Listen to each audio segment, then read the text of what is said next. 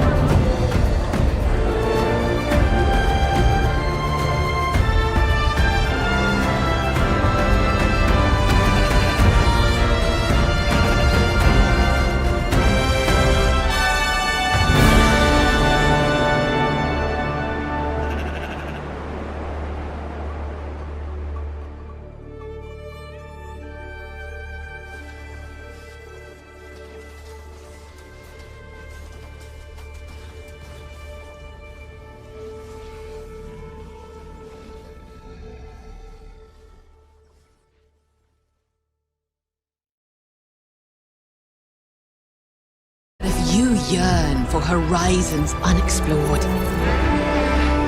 for fellowship and purpose, for a cause worth dying for, to you, we can promise magic.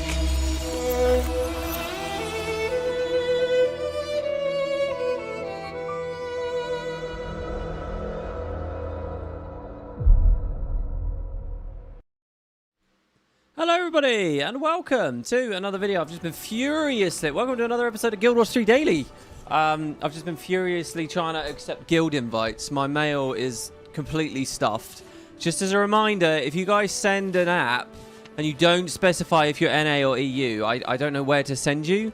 And I have no choice really but to delete the mail. Can I just say, by the way, when there's a lot of invites coming in, I can't really respond to people. This has always been a problem, but like you can respond to maybe 3 people in a row before then the game starts saying, oh no, you're spamming, not good, bad. So then I have to like sit there waiting like 3 minutes per response, which just, you know, rapidly takes forever. So I am sending invites. You might not get a personal, hey, welcome kind of thing very often. Sorry about that. I just did a bunch more EU ones. I'll do the NA ones after the episode. Anyway, hello everybody. Welcome to Guild Wars 3 Daily. Today's going to be a weird one. I'm starting up at the fractal portal there. The entrance to the mists. Or perhaps I should start at the entrance to one of the world versus world portals. Or the heart of the mist. Now, why have I done that? It's because A new game was announced last night, as far as I can make out, at like 4 a.m. Another game. Let's just all stop and sit and think about that for a second. Isn't that insane? This is kind of weird because we're doing this. I'm gonna say all this again in a minute when we do the video section. But yeah, there's a game called Guild Wars Mistbound. We're going to do a big section on it in a second. We're going to spin that into a YouTube video. Of course, we're going to spin that into a big YouTube video. Today is every bit as big and important as the Guild Wars 3 announcement, guys. Okay, no, not quite. Because this is only releasing in China. And it's not actually made by Arenanet or NCSoft. I guess what they've done is they've licensed the property out. It's a funny one, the China thing, because I've always been very snobby and dismissive of the China release of Guild Wars 2. I never think of the Chinese fans. I never think of the Chinese side of the community. I assume that there's not many of them. I assume that the game came out there but isn't a big deal. But then you hear the devs reference it every now and then, and they're like, oh yeah, it's brilliant, it's big. And I can never quite tell if that's just patter, whether that's puffery, right? Whether that's,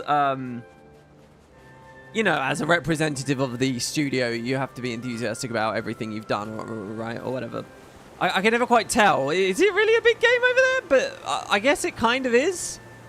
And big enough that they think they can license another product out. I mean, isn't that insane? That's really, really interesting. So we will see. And I just want to say, when I did those videos connected to China and on the Chinese client and stuff, it was incredible, and they were all so kind, and they were so friendly, and all of that. So yeah, I don't know. But basically, what I'm going to do here today, guys, is we are going to we're going to do a little Q&A segment right before jumping into the Mistbound thing. The Q&A section, what I was going to do was I was going to cover, you know, lots of reforged stuff today. Isn't this wild? Like, they're doing too much is happening in the franchise. I was going to cover responses and reactions to the reforged interview that I did yesterday. But instead, we'll push that onto tomorrow, because I think Mistbound. It's Mistbound, right? Not Mistforged. Mistbound is going to have to take priority. But then that means tomorrow we might have to do reactions to Mistbound. I don't know. It's all piling up. This is a good thing, though. It means we have plenty of content to cover the 1,000 days of Guild Wars 3 Daily. Or whatever it will be. Okay, not 1,000 days. 900 days.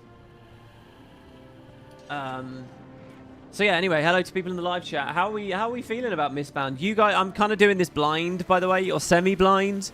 Not totally blind. I've read some of the reactions. I know a little bit about it. I've skimmed the website, but mostly I don't really know the actual details. A card game, you were joking when you said it's probably a deck builder and an RTS.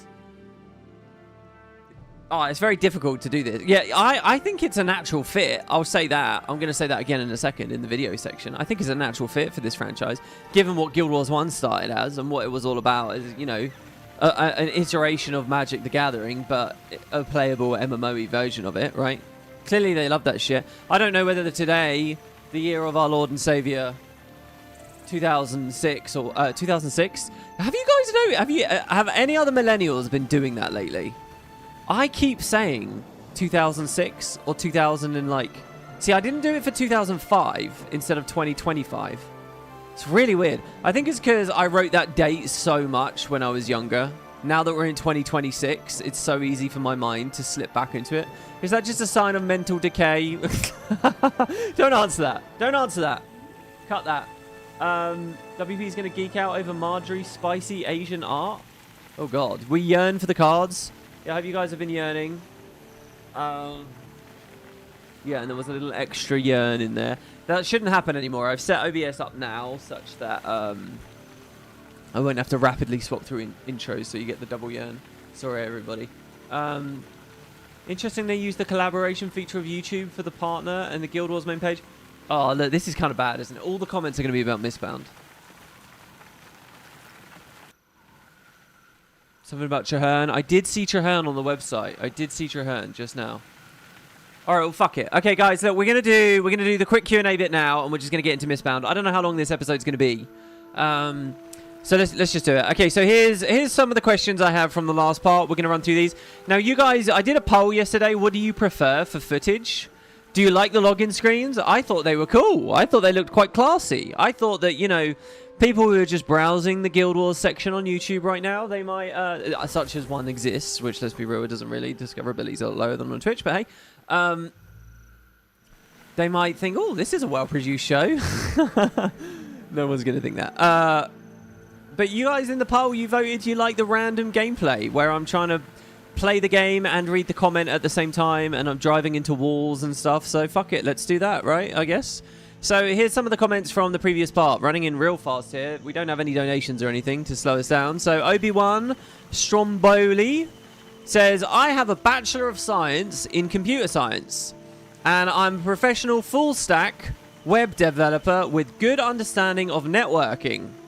Here we go. Somebody who actually knows what they're talking about. So we were talking in the last part about Unreal Engine 5 and this server sharding. What was it called? Sharding? Layering? Sharding? Unreal Engine not being known for MMOs is not really a problem. They being Arenanet, will likely create their own networking solutions anyway. The server won't be Unreal. I can guarantee that. They will also likely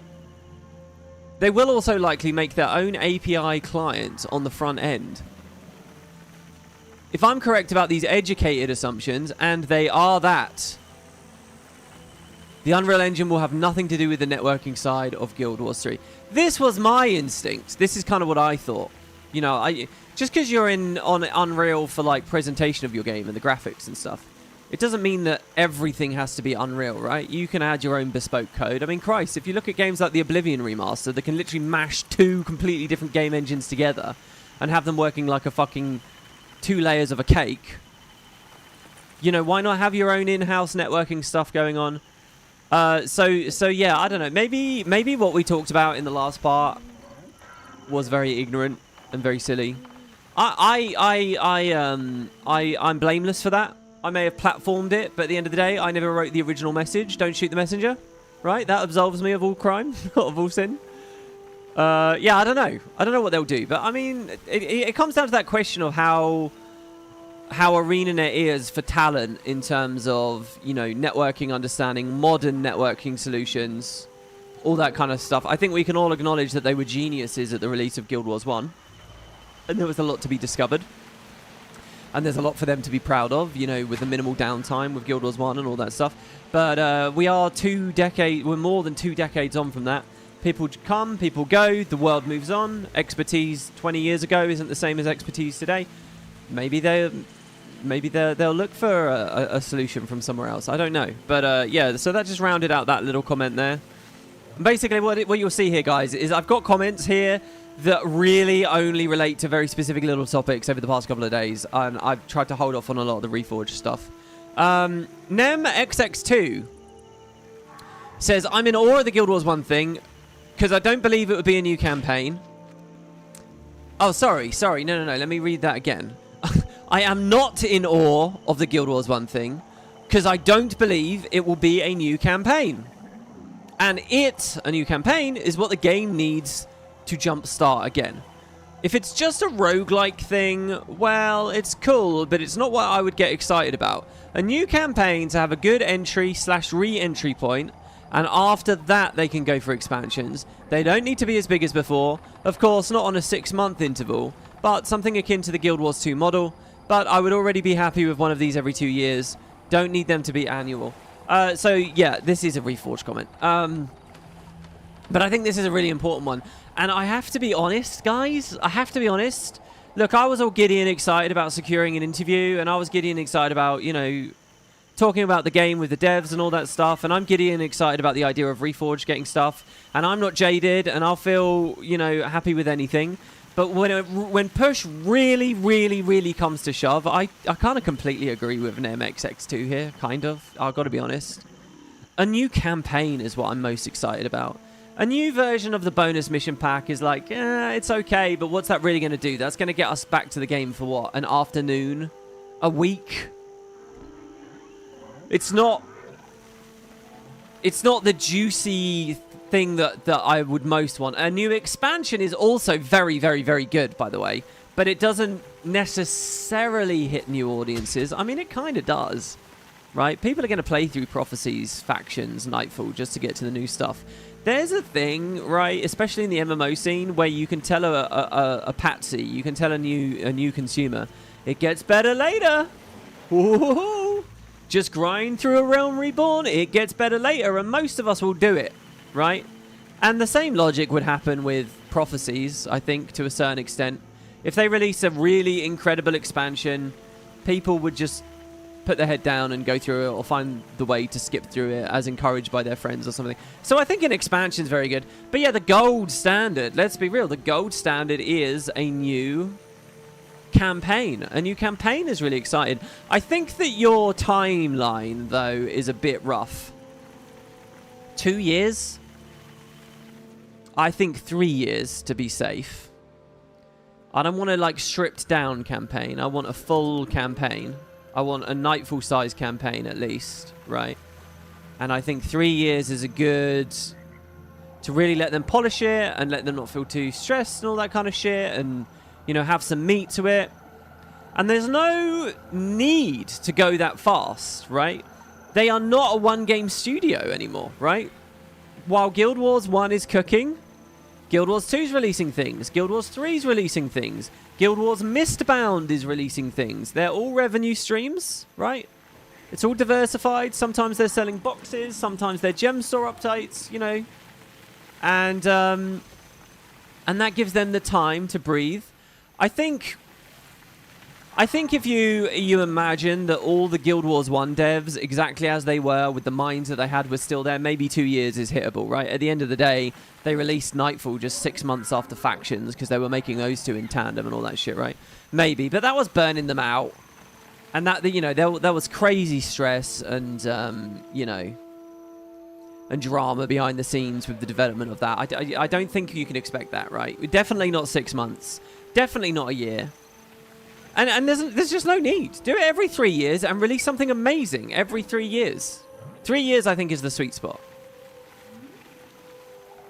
But yeah, that would be fucking incredible, wouldn't it? That's what I would want from all of this. And you're totally right. It's a re-entry point for people.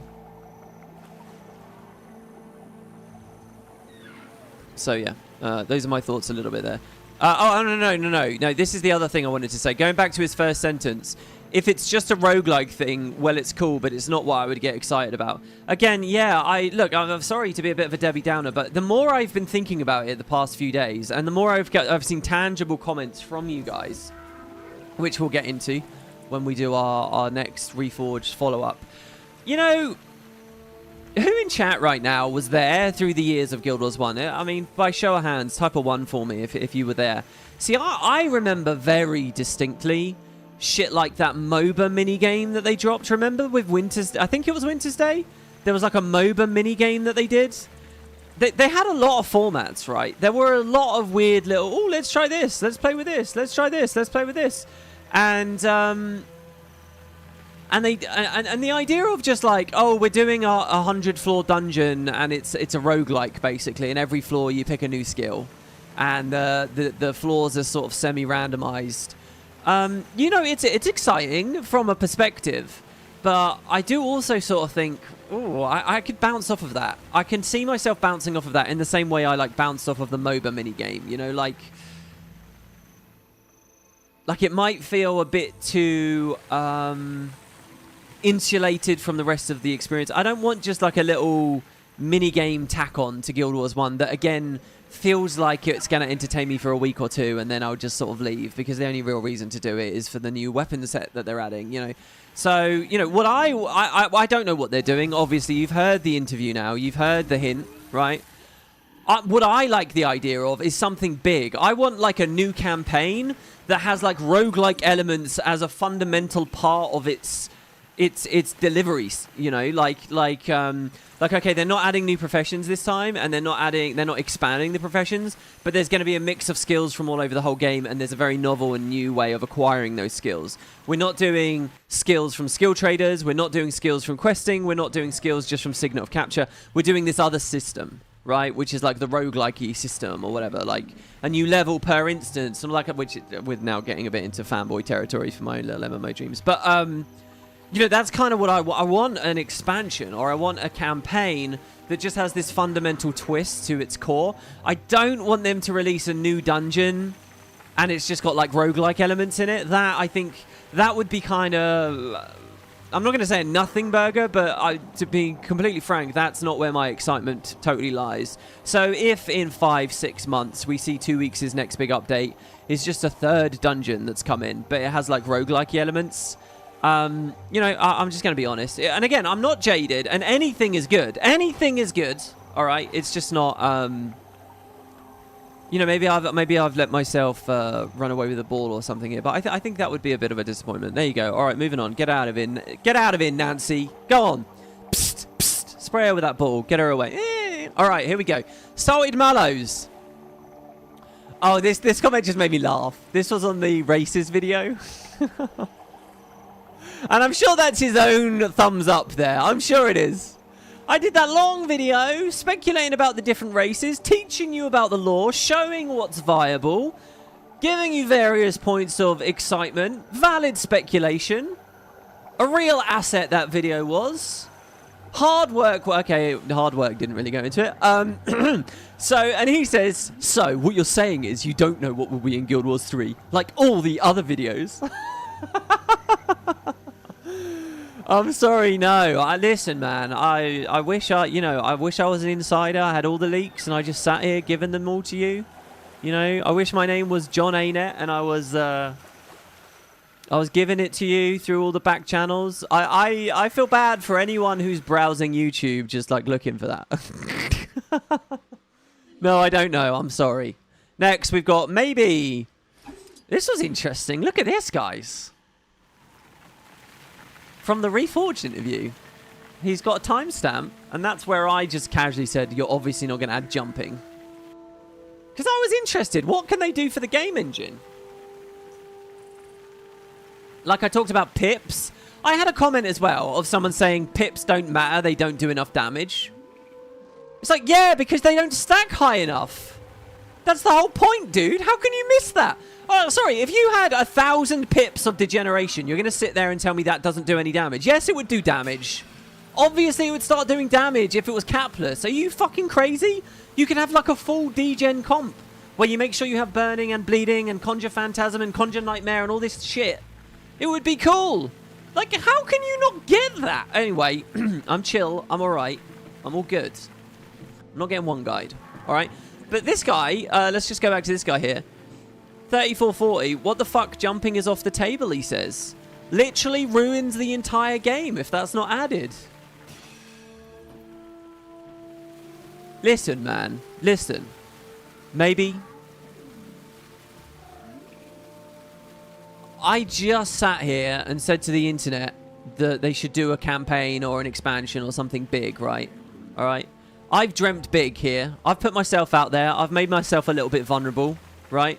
Because I might look like an idiot in a few months when what they do is like a little 3-floor dungeon with a little bit of skill randomization, right? You are like 10 times further down the scale than me, all right? If we imagine that this is like a cave underground, right? I'm in the cave, but I can still see the sunlight a little bit. You know, I can sort of claw my way back to the surface, all right? What I said is a little bit redeemable. What you've just said, you're like deep in the abyssal depths. You're never finding your way out, man. What do you mean ruin? Literally ruins the game if jumping is not added. How can something not be added ruin the game? It's existed for 20 years without jumping, and clearly it has a community for that. This has to be a troll, right? This has to be a troll. Sorry, dude. No, they're not going to put jumping into... Look, okay, I was going to troll Arenanet a little bit in the interview. I was going to point out that they already have jumping, and what they need to do is add a keybind for the emote, the /jump emote. And that's all we need to do. You need to just allow people to press the space bar, and it macros /jump in chat, and then you stand still, and you do that lame little hop, and then you stand still again, and then you get to walk. You know what? The Guild Wars 1 /jump is actually probably the most realistic jump in all video games, because people can't jump very high in real life. And they can't, like, sprint and jump easily and that. You know, like, most of us would jump like the Guild Wars 1 jump. So listen, maybe they have a slash jump in there. Does that mean the game's not ruined? Are we saved? Saved? I think we saved it. Ditherus. Ditherus has had some real hits lately. What I need to do is I need to improve this series. I need to improve Guild Wars 3 Daily by adding, like, crowns. I need to be able to give people crowns. You need to be able to become my comment of the day, right? And I've light some fireworks or something. All right, so here's Ditherus. Does Ditherus get the comment of the day? I don't know if anyone's mentioned this, but the fact that Arenanet mentioned they had tried to add Coden as a playable race during Janthir Wilds gives me hope. They mentioned they cut it because implementing a new race in Guild Wars 2 proved too difficult with its structure. But this to me implies they are thinking about it for Guild Wars 3. Arenanet isn't blind to all the requests for new races over the years. They will almost certainly be designing Guild Wars 3 from jump to have the possibility to add more. Okay, first of all, yes, I think absolutely they're going to do that. But also, I'll go one further, Ditherus. I don't think they even need to hear the community requests for the Tengu and shit. I think they play games. They play MMOs, and they know that it's fun to get a new race in an expansion. That's fun, right? Loads of games do that. And not only that, but they've dedicated their careers to this industry. They're obviously going to have their eye in other people's gardens, and they can see, you know, what their neighbors are doing. They can see that the other MMOs are making money on selling new... Like, they don't even need the community to talk to them about it. They can just discern it from themselves based on the industry. So, yeah, I'm a big believer that they'll do it for Guild Wars 3. And then, yeah, this is interesting, though. So, Ditherus was not the only person to drop a comment on this. There were 2 other people that talked about this. Sorry that you guys didn't get your comments showcased.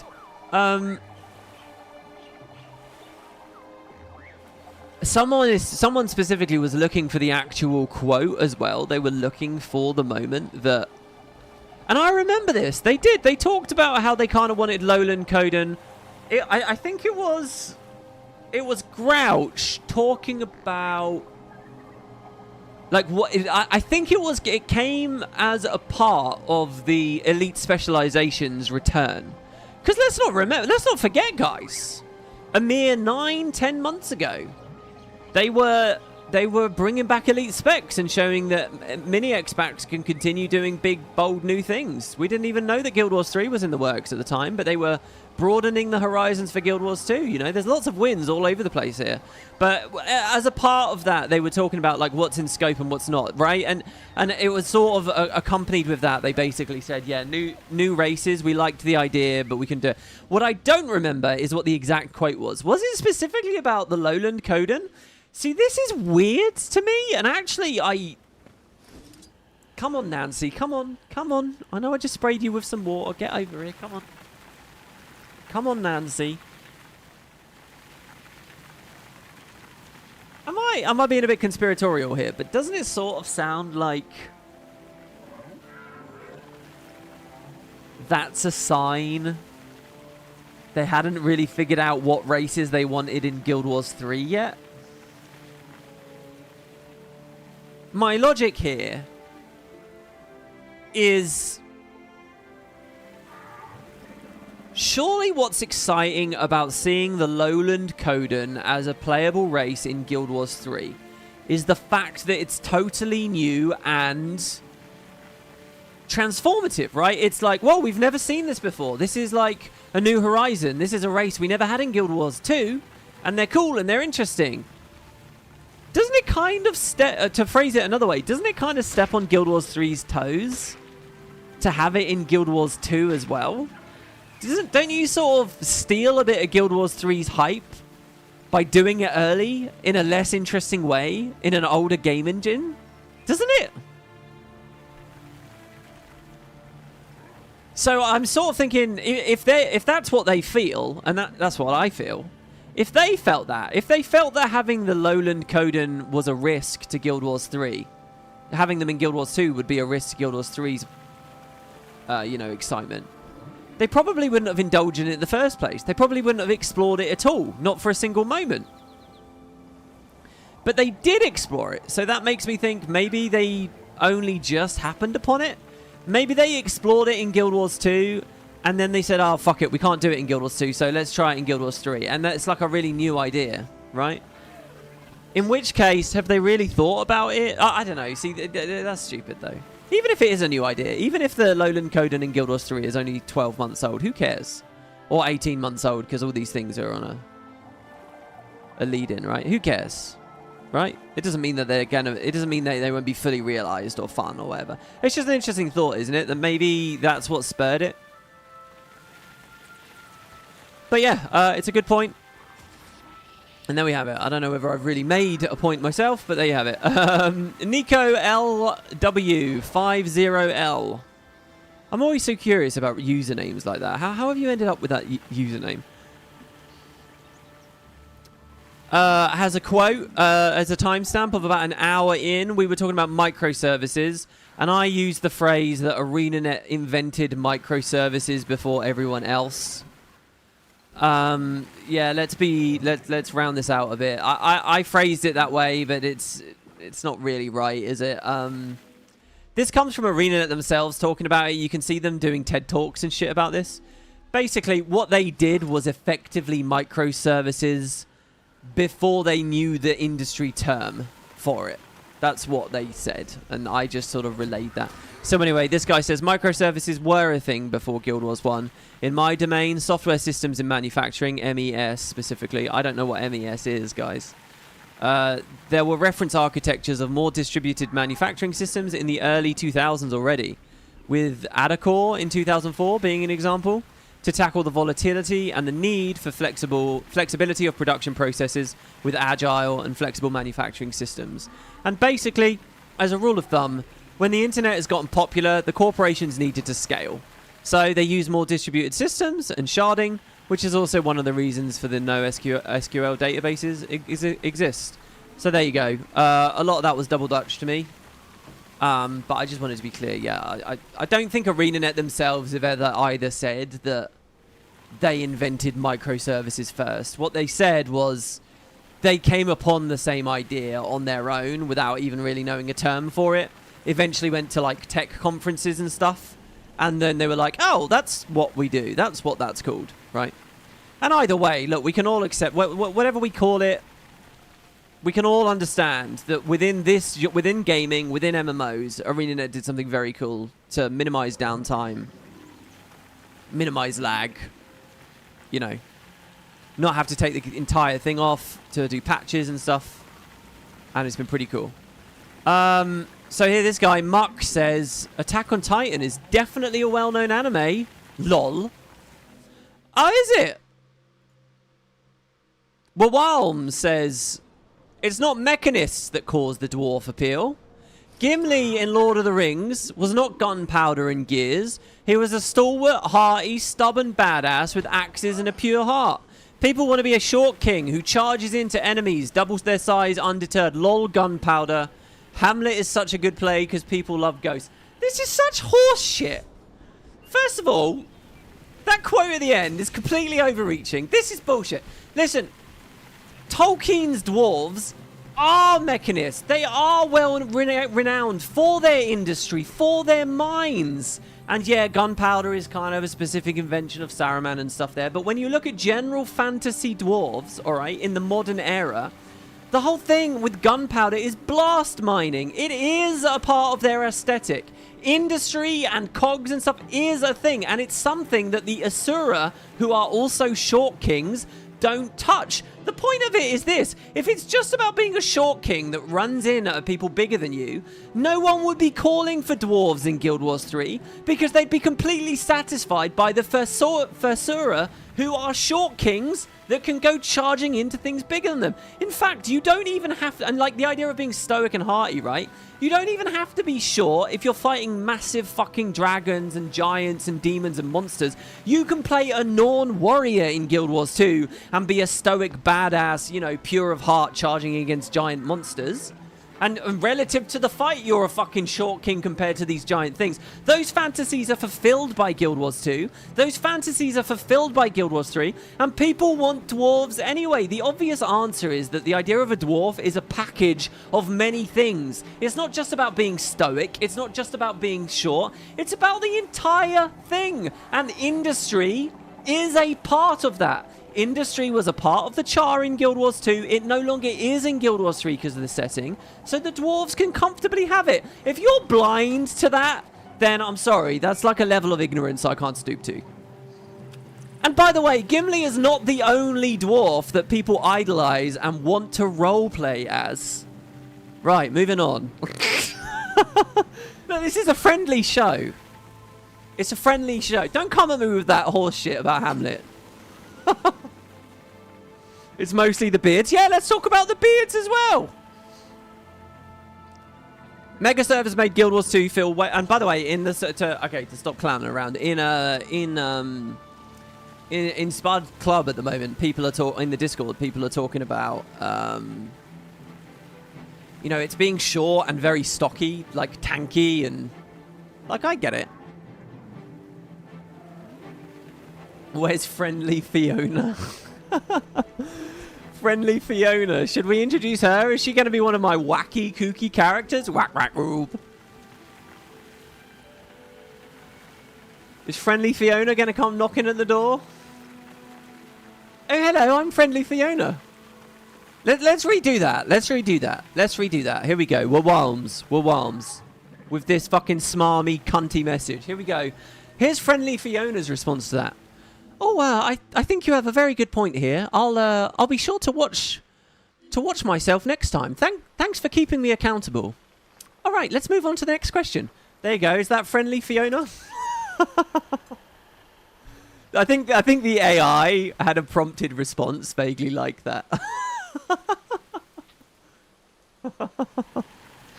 Whack whack oops is a great catchphrase. Oh, we had a donation. $1.99. Thank you. You've just got us $1.99 closer to our goal for a PC. Thank you. Cool, the river is drying up today, isn't it? Maybe I shouldn't insult the commenters. Winding Twilight says, Canon from YouTube showed Guild Wars 3 footage. Did you see it? Right, we talked about this yesterday. I'm going to do a showcase on that. Today is Mistbound. I will do a showcase on that in the next one. Don't you worry. The only reason people want dwarves is because they're natural sprinters and very dangerous over short distances. Look, my argument with the dwarf thing, and thank you, that's $5 from Tripoxo. Thank you very much. Look, it's a whole package, right? It's not just because they're short. It's not just, it's not, you can't argue it has nothing to do with industry. It absolutely does.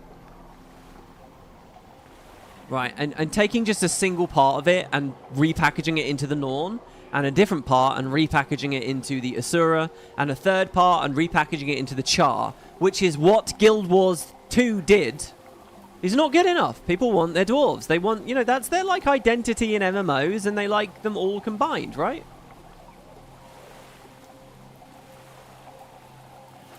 And they can be thrown. Just don't tell the others. Listen, guys, listen. All right, I think we've just come on to the real reason they need to do short characters at the very least. Momentum-based combat.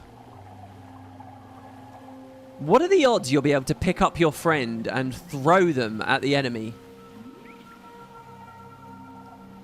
And they'll transform that into some kind of like cannonball attack style skill.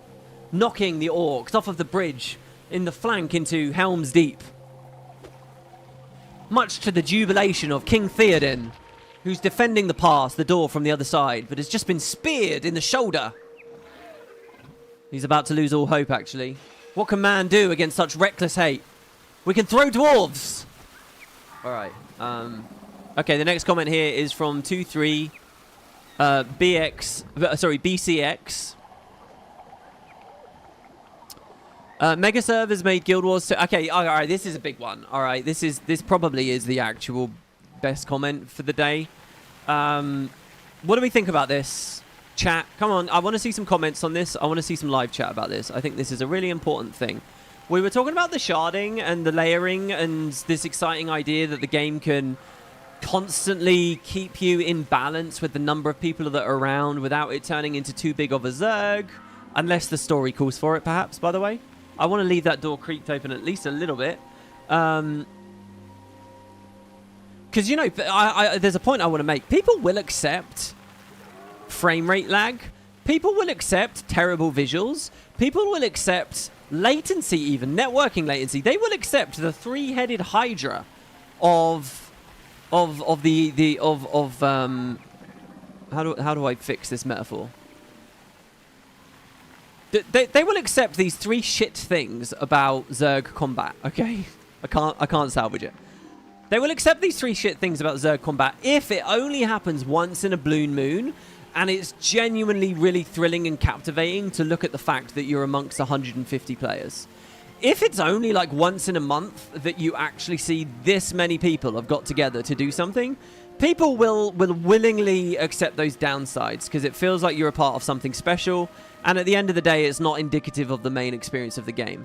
These things only become a problem when they're at the beating heart of the experience. When all you do, or when a good proportion of what you do, is run around in massive Zergs, i.e. you're Zerging in World versus World, and it's to be expected 90% of the time, or you're doing World bosses, and it's expected to be expected 90% of the time, or every time there's a Living World map that releases, and there's meta events there, and it's expected 90% of the time. That's when these become serious problems, and it's time to go back to the drawing board and to say, okay, I don't know about this. But I believe MMOs should have the capacity to do that. Right? Because they are really thrilling, cool moments. The first time you have that in a product, or if you have it rarely enough in a product, they're thrilling and they make the game feel alive, and that will be a memory that you cherish. That's why it's fun, like in the early days. I mean, I was there, right? The huge Zergs you would have, just people following each other around, you know, and like, just for the thrill of it. And you will have noticed that has worn away over the years as it's not thrilling anymore. But if it's rare and it's special, I think people will accept it. Anyway, we were talking about, you know, this idea that they can always balance you around 5 to 10 people, and that Hydra never appears, right? The three heads never show up. And we talked very positively about that. Let's go to 23BCX, sorry, who says, Mega servers made Guild Wars 2 feel way less like a community for people who don't participate in the Reddit and the forums. Layering is that but worse. Now, I had a few people talking along these lines. What do we think about this?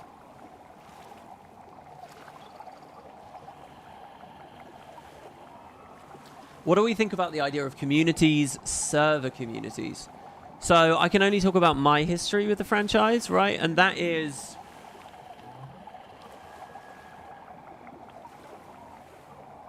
So, like, in RuneScape, I always used to play on, like, World 17 or some shit, or 37 or 27 or 4, I don't know what it was. Let's say it was 17. I don't remember ever seeing, like, the same people showing up over and over and over again, and I, like, got really connected to that community. All I really remember is it would get laggy sometimes, so I'd swap to another world. Or someone was taking, like, my nodes, my smithing nodes beneath Varrock. No, not Varrock. What was that little town next to Varrock? Where you could mine, like, iron and shit. I can't remember. And I'd swap. In other MMOs, it was always sort of the same. You know, I never really connect. So, for me personally, I've never really felt this. I never really felt like, oh, this is us. This is our community. You know, if I was playing Perfect World or MapleStory or any of these games, they just kind of... The only game that came close, right, was WoW Classic for me. And I mean the relaunch. And it's because Blizzard had so many cool features in there that kind of encouraged it. WoW, if you guys haven't played it, I don't know whether it still has it in retail to this day, but in WoW Classic, they had this feature which was that if you crafted something, it inscribed your name on the gear, your account name or your character name on it. So then, if that then went out into the economy and traded hands a bunch, you could see the dude who crafted it. And I always loved that. I was like, oh shit, this guy does a lot of crafting in this community. For Guild Wars 2, we originally had strict worlds before mega servers. And I was on Emery Bay. I was on a North American server. It was Emery Bay. Now, did I love my Emery Bay brothers and sisters? Was I proud and patriotic about them in World vs. World? Did I feel like they did incredibly? No, I didn't give a fuck about any of them. I didn't know any of them. I didn't see any of the names come back up. What I do remember is when Tequatl launched a year later, the Tequatl remake. I remember Emery Bay sucked.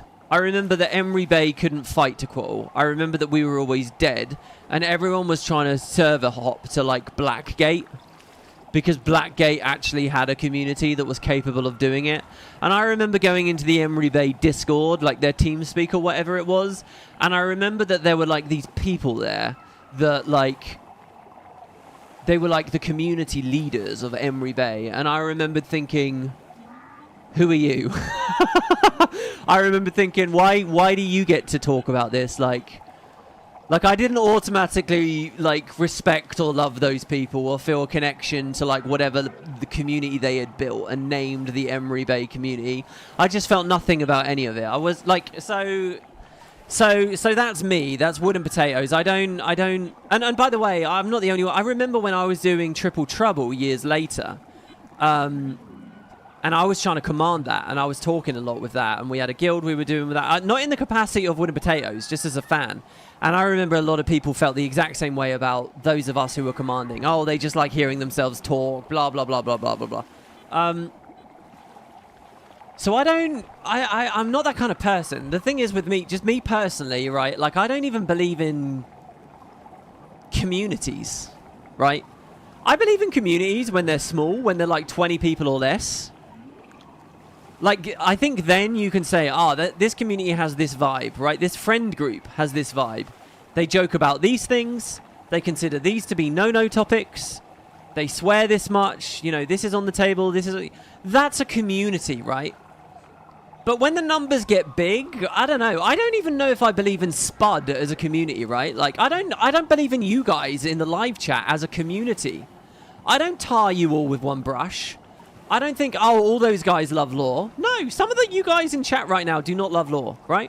Some of you guys in chat right now do not give a fuck about mechanics. Some of you guys are role players. You know, like, I don't believe it. It's just, I don't know if prejudice is the right word, but I don't do that stuff because fundamentally, I think you have to take people like on an individual basis or very small groups on their individual basis. And it's very, very, very difficult to judge people. And like, I'm getting a bit fucking fart smelly here, aren't I? I don't know. And I think if you're not gonna cruelly judge people, you can't positively judge people either. So the way I view it, like people say, oh, Guild Wars is the friendliest community. Fuck that. No.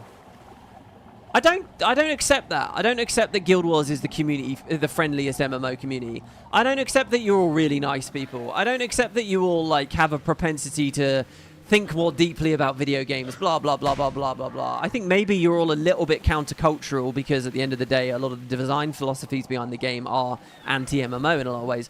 But I don't know. So anyway, sorry. So that's who I am.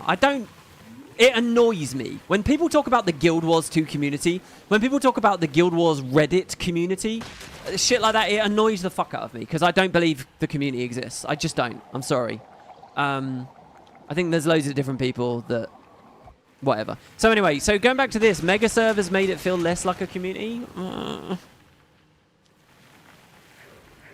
Did they? Do I miss the Emery Bay community? You know, so this gets into other topics like more localized trading posts. Now, for that, you know, like individual economies. Now, for that, I can believe it, right? Because the trading post is really boring to play with in Guild Wars 2 because you're competing with everyone. So you can never carve out a niche. You're competing with botters and, like, you know, market analysts that have more time than you and blah, blah, blah, blah, blah. So when it comes to, like, economies, this matters.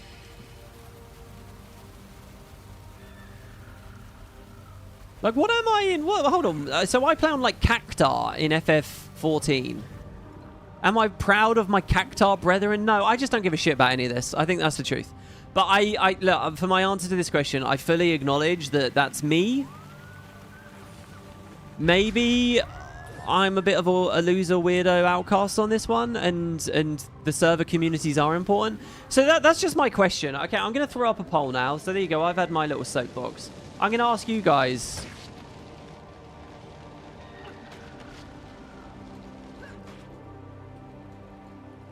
My question is this. Do server communities matter? Is sharding a worry? All right? And I mean that on any level, all right? So let's just get a feel. Let's see. Am I just...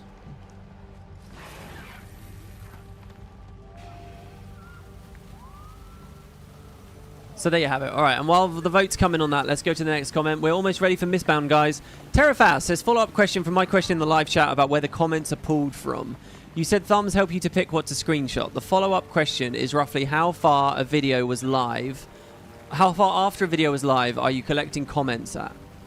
I ask so we know the prime time to look back on the comments from the last video and thumb stuff up. That way, if I watch live or an hour after you streamed, I know to come thumb up after stream. Well, look, I think the thing you need to understand is that the internet is all momentum-based. It's whoever gets there first and then gets the early thumbs, it will just snowball. Because the early thumbs give you the visibility, and the visibility gives you the more thumbs.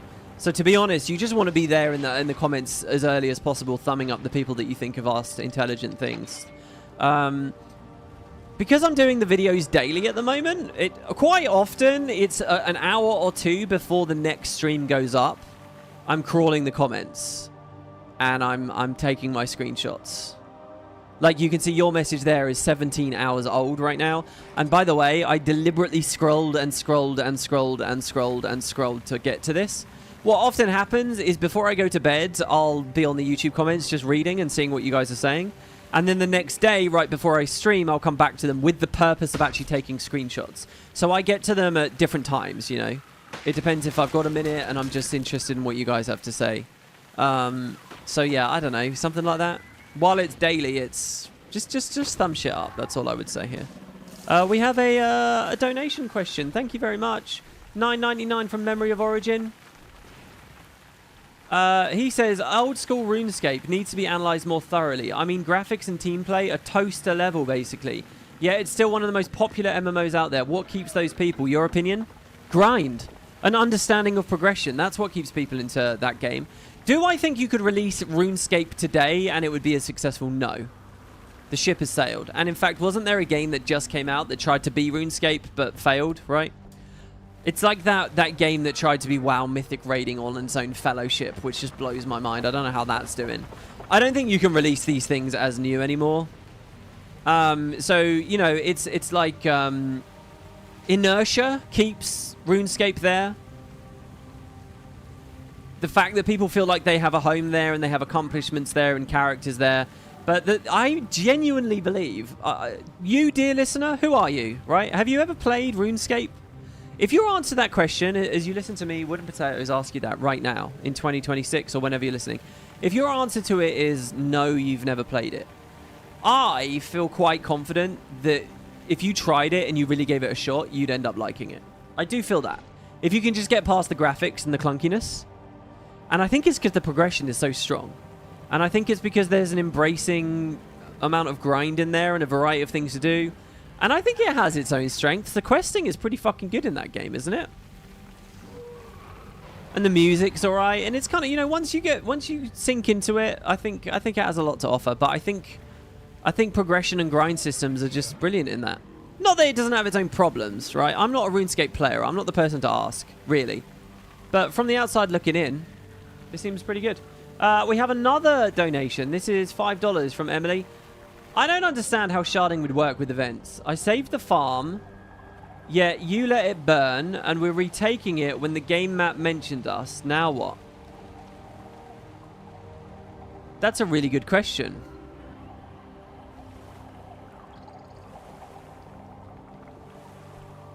Oh dear, somebody's been detail-oriented. Uh-oh. That's like our kryptonite. We just sit here theoretical and we don't really actually work things out. So we end up being excited about ideas that will never work in practice. Emily's done their homework now, and now it's just torpedoed the whole thing. Like a house of Jenga, it's falling apart. How does that work? Okay, the first question to ask is, okay, will they even do events? And I think the answer to that is yes. They're not going to... You know, surely events are one of the things they're going to take forward from Guild Wars 2. Isn't that synonymous with Arenanet almost? They are the event pioneers.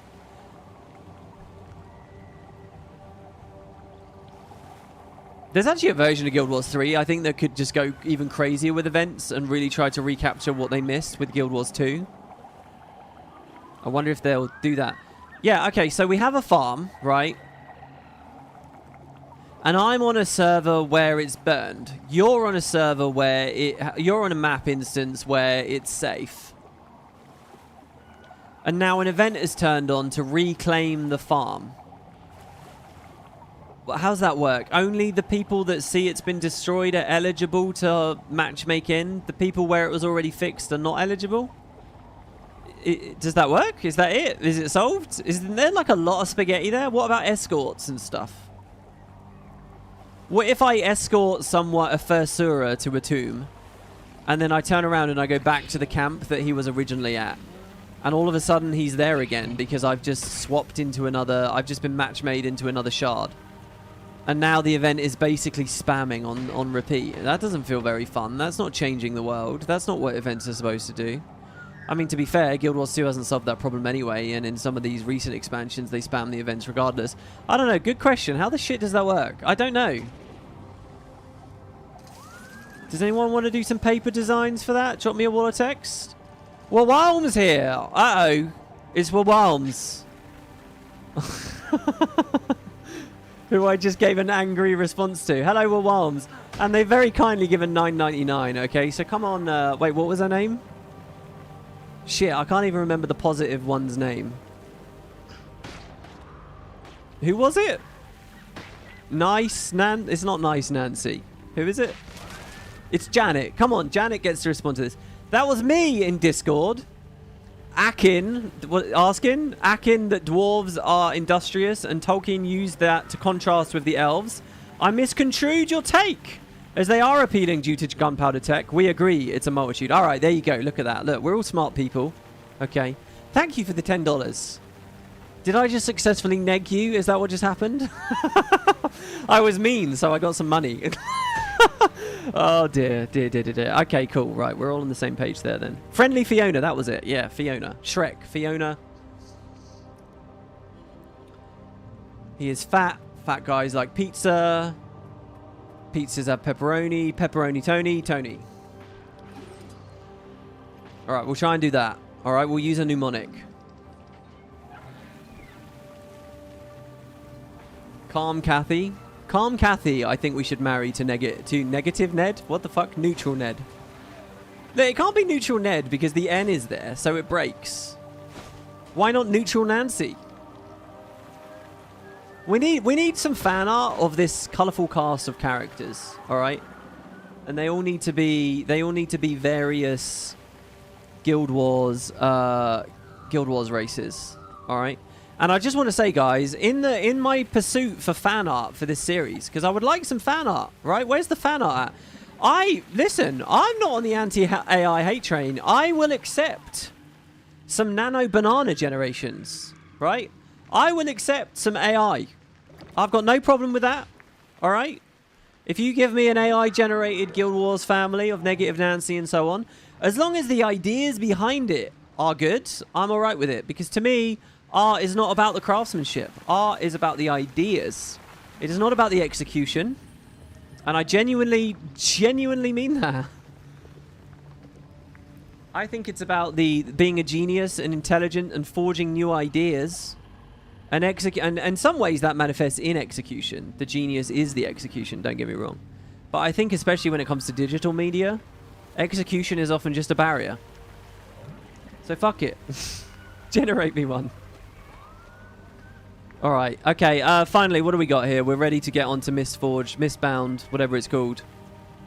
No, we're not. We've got 2 left. Iltrahad.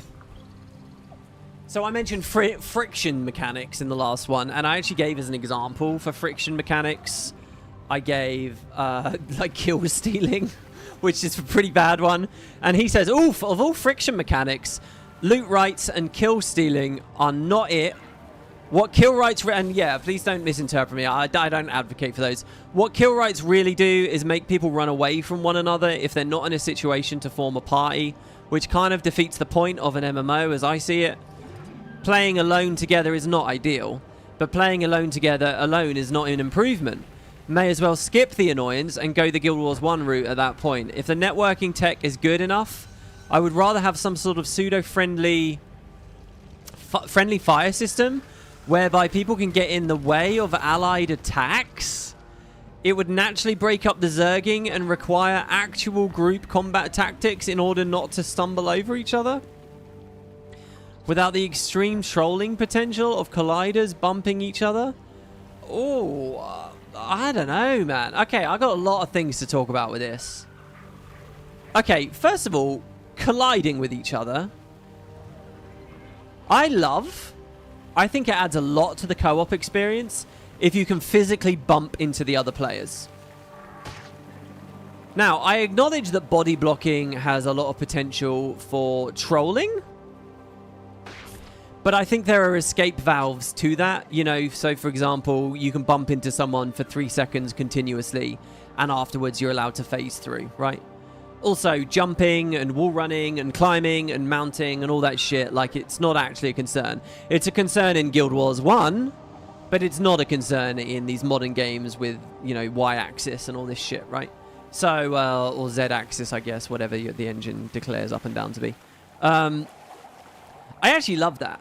But then when you introduce the idea of body blocking, the real demon there is rubber banding.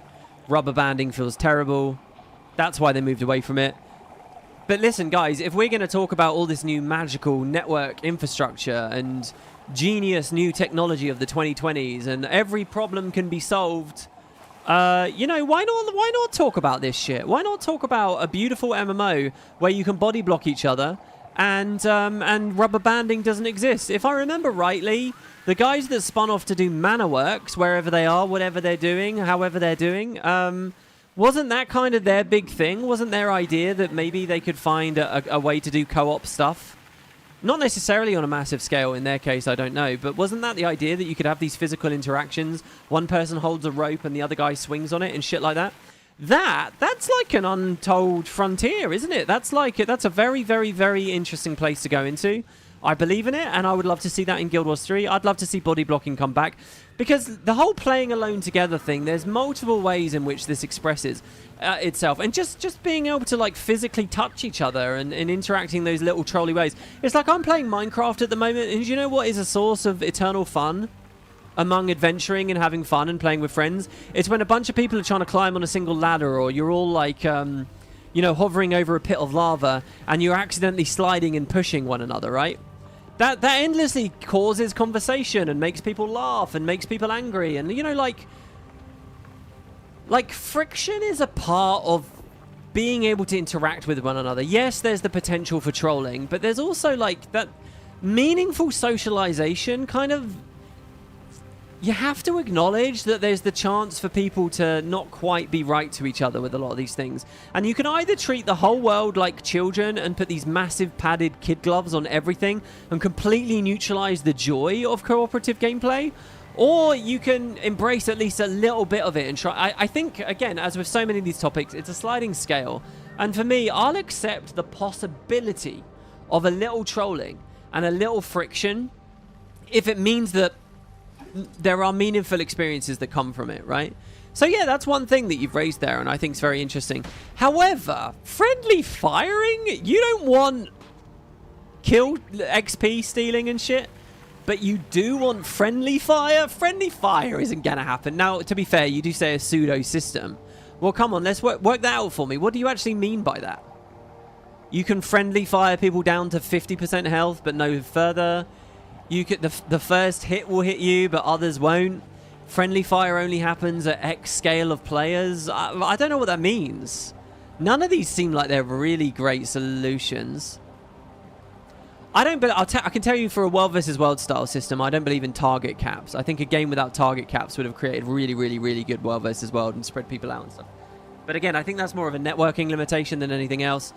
I don't know. And in terms of a pseudo-friendly fire system, we kind of have that in Guild Wars 2 right now because of the 5 target cap when it comes to boons. Guild Wars 2 has a lot of really ugly, weird shit about, like...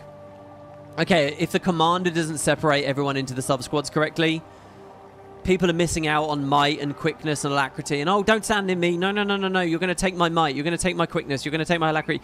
And it's kind of already there. But does that create any good experiences for us? Or does that just make people bitch in chat and just put an inordinate amount of pressure on the commander, the squad system? So, you know, I don't know.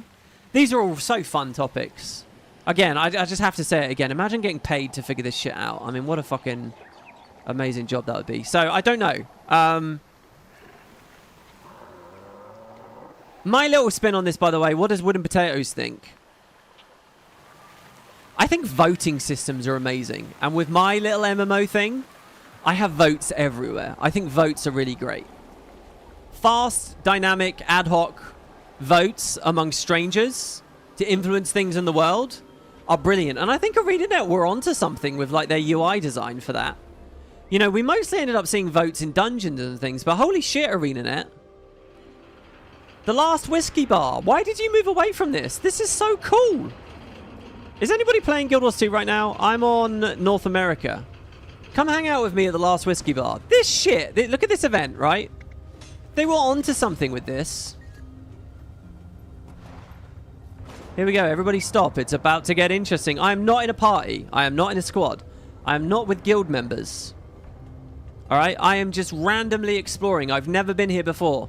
And I get to vote. Oh, God. I don't know. I want to fight some char because I hate the char. If someone else was here, their vote would also count. The timer went down quickly because I'm the only one voting. The timer moves dynamically.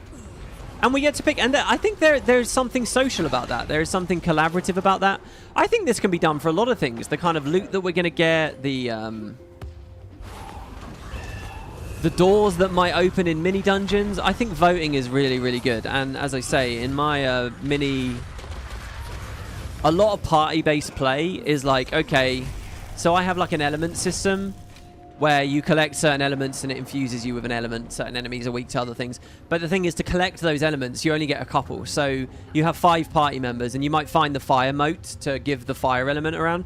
But the people have to dynamically vote on that. And it's like, okay, do we give it to our archer? Do we give it to our warrior? Do we give it to our cleric? What do we want to do, kind of thing, right? Not that those are my actual classes. But you have lots of quick little votes. I think that's a good way to get co-op gameplay. And you don't feel like you're playing alone together through voting systems. So I don't know. I think that's a thing. And then finally, I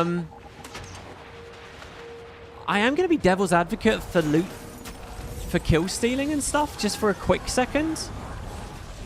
All right, I'm not going to be too much of an advocate for this. But,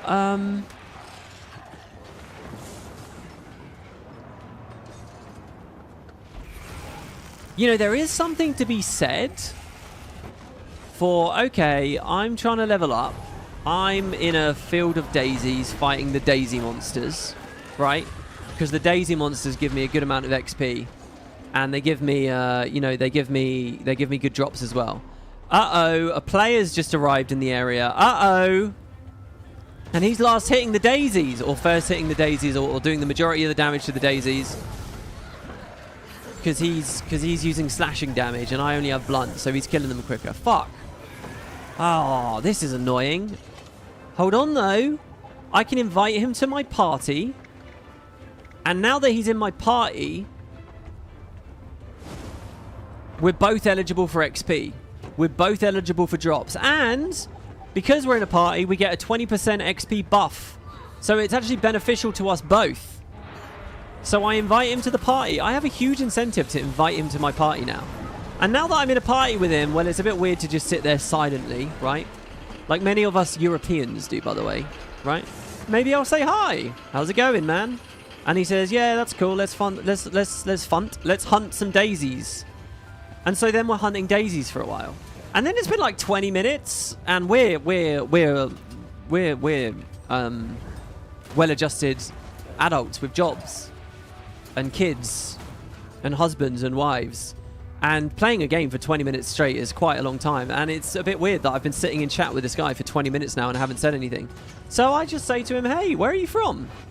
And he says, oh, you know, I'm from Poland. And you say, oh, that's cool. What's it like? How's it going? And you become friends. And then after like 2 hours, you're like, all right, I'm going to add you. Cool. And then you log in the next day and he's still hunting the daisies. And now you're putting him in your guild. And now you're farming the foundry of failed creations with him. This is effectively an experience I actually had, right? Like, being forced, being encouraged to actually pie with people builds communities. It creates all these little moments where people actually interact and socialize. And yeah, like, one of my best friends in Guild Wars 1 was a Polish guy that I used to farm Foundry with for like ages and ages and ages. And we used to be like dead silent, like all the time. But we ended up getting to know each other a bit. Okay, to be honest, with him particularly, we always just kept talking about the farming. But still, nonetheless, that's how communities build. Meanwhile, you have a game like Guild Wars 2, where what Arenanet did was they said, no, that friction is bad, full stop. We're just going to make it so you don't have to form that pie. You don't have to speak to anyone. You don't have to... And that to me is throwing the baby out with the bathwater. So yes, I totally accept that like kill stealing and shit is one of those big bad friction mechanics that Arenanet are likely to move away from. But I do want to be devil's advocate here, and I do want to say sometimes systems like this push people. You know, they in the short term they look quite bad, but in the broader mechanisms of the product, they actually create these very interesting paths and pathways into good things.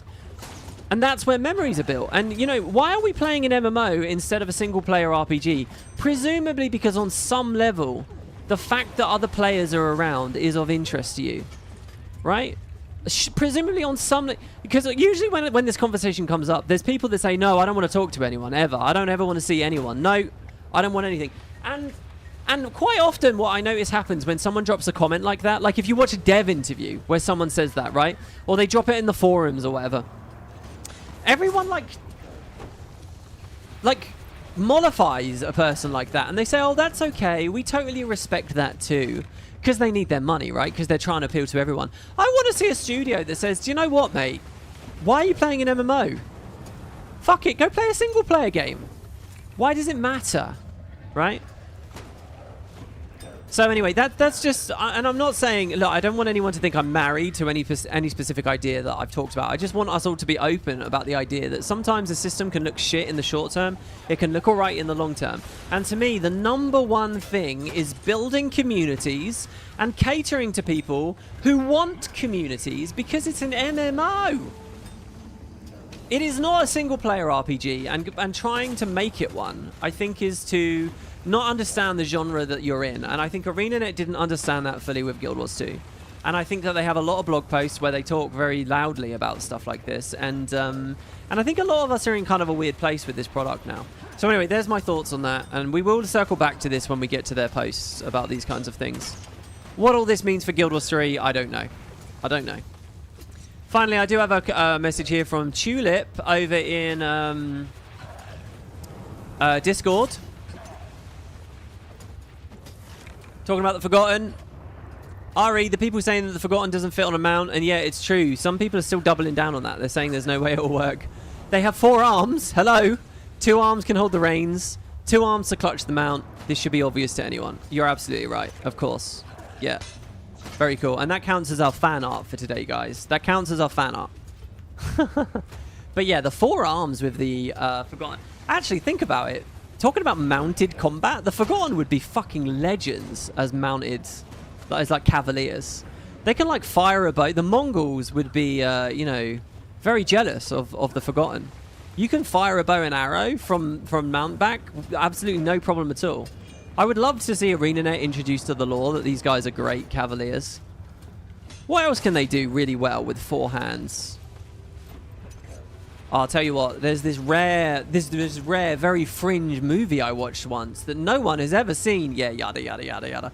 In Watchmen, Dr. Manhattan fucks that girl, well, I can't remember her name, with like multiple arms, right? He's like caressing her neck and her chest, and he's got his hands in her hair and around her waist and sliding up her thighs because he's like split himself into a million people, right? So, you know, the Forgotten would be pretty good in bed, maybe? Question mark. Okay, sorry. Maybe that was a little bit explicit there. I hope you guys don't have your kids listening. Sorry, that was a bit crass. I do think I stepped over the line into a bit of crassness there. Sorry, guys. All right. We had 2 more donations here. One's from Vinny the Cleric. Friction can be good, he says, for £5. Even if we don't recognize it, but MMOs are also filled with malicious actors who want to ruin the fun of others. You are absolutely right. You're 100% right. And, you know, that's really what Arenanet are focusing on. And basically the decision they made fundamentally with Guild Wars 2 is it's not worth the risk. We will dilute the entire experience to eliminate the possibility of bad actors as much as possible. That's what they said. They said because 1% of you can't be trusted, no, we have to build a game that works by, you know, eliminating it as much as possible. And maybe that is the way of the future. Maybe that's what they have to do. That's their, you know, I talk often about how the studio is paternalistic and should act paternalistically, and that's what they did. They said, no, nobody gets to deal with it anymore. Of course, there is a difference between, like, and again, in my little MMO thing, I think I sort of recognize this. There's a difference between open world and opt-in scenarios with party members, which sort of, I think you do create a bit more space for that sort of friction. But, you know, Arenanet was staunchly against a lot of that stuff. Rolling for loot and all that kind of thing. Right, and then BR Spies, not to relitigate questions of community and player interaction, but the console release is certainly going to force them to be a little creative, isn't it? Keyboard optional? Yeah, that's a very diplomatic way of putting it. This event isn't coming back up. We've got players here, but the event isn't coming back up, so we can't see the voting system. That's a very diplomatic way of putting it, isn't it? Creative, I think there are a lot of Debbie Downers and negative Nancys and neutral Neds out there that are going to say it's probably going to distill the experience even more. It's probably going to actually you know, refine it even further. Whether that has much to do with these topics of friction, I don't know. But yeah, and thank you for that 10 euros. Thank you guys. You all became very generous throughout the Q&A section there. We've been talking for an hour and 20 minutes and we haven't even started with this thing. How does it take me that long? I did not get that many questions this time. I think we gave some good answers there though, didn't we?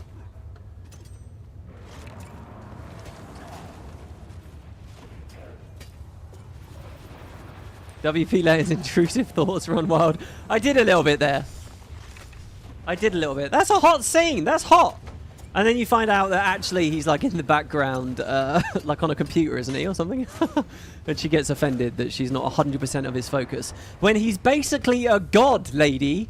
He's a god. If you're going to try and get with a god, all right, you have to acknowledge the fact that he's probably got his mind on some other things. Jesus Christ.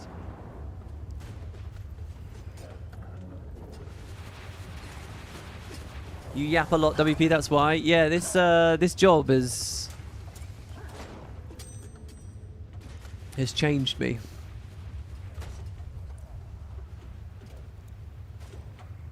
It makes me a bit nervous as well, actually, because we all know the archetype of someone IRL who doesn't shut up.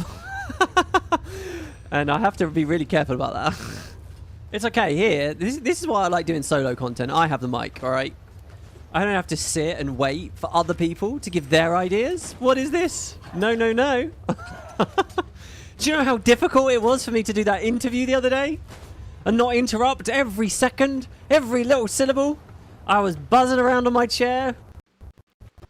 No, no, no.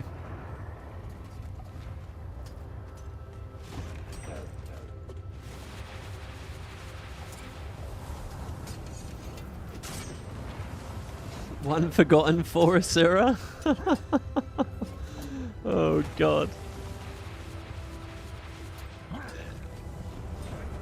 Well, I'll leave you with one last thought on that topic. If you were going to hug a Forgotten, do you think he would wrap his 4 arms around you? Or do you think he would wrap his tail around you? And his 4 arms? Do you think he could do a handstand and hug you quite well anyway, because he'd use his 2 lower arms in his tail? Do you think that a Forgotten could asphyxiate you?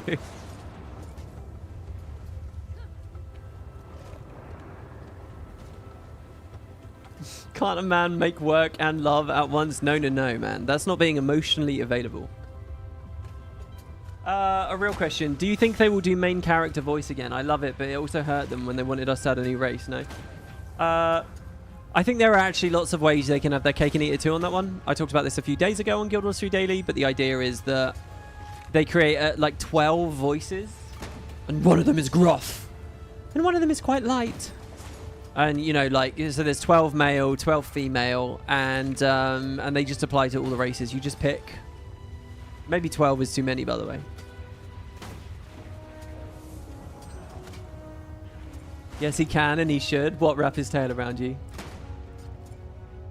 Daddy Forgotten will do what Daddy Forgotten wills. Uh-oh. All right.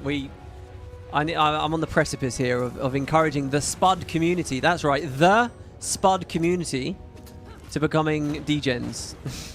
Right. Shall we talk about Mistbound? Is there anything in the live chat anybody would like to throw a heads up to me regarding before I do this? See, the game just auto-pressed Signal of Fire there again, which is really weird because I never actually pressed F.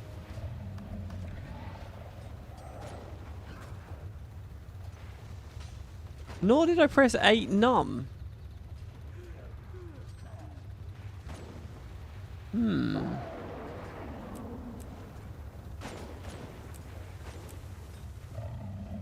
F for fire, see guys, see? R for earth. Because Earth starts with an R. This discussion is Judy bait.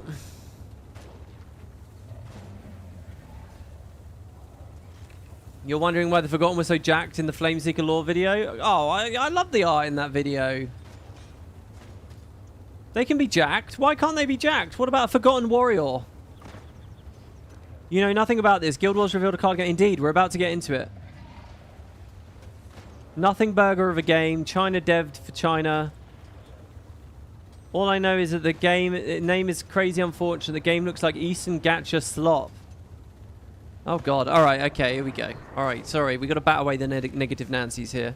Let me just verify that everything's working and get the timestamp. And we'll be into a, you know, a video segment here, guys.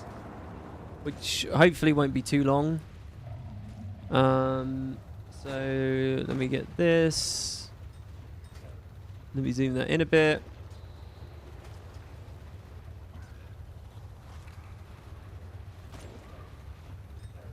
Right, let me turn the PC fund goal off. I forgot to do that last time.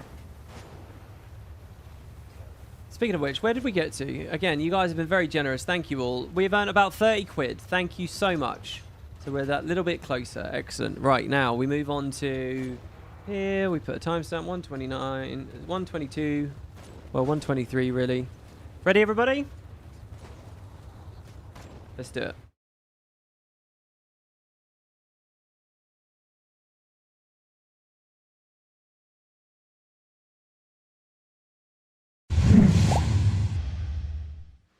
Hello everybody and welcome to another video. This is bizarre. It was what? Last week? 2 weeks ago? I did a video saying that the Guild Wars franchise was expanding with a whole new game. Oh my god, and we've been doing relentless discussion about it. We're all eagerly looking forward to the beta next year. Today, I'm going to reveal to you that the Guild Wars franchise is expanding with a whole new game. And we're all really looking forward to it, and the beta is... Okay, now it's getting a bit weird. So there's a new game. It is not Guild Wars 3. It's Guild Wars Mistbound. So I'm going to run you guys through the initial press that they've just revealed for this. For those who are out of the loop, can I just make this clear? This franchise, for years, was a... This studio, this IP, was a one-game IP, alright?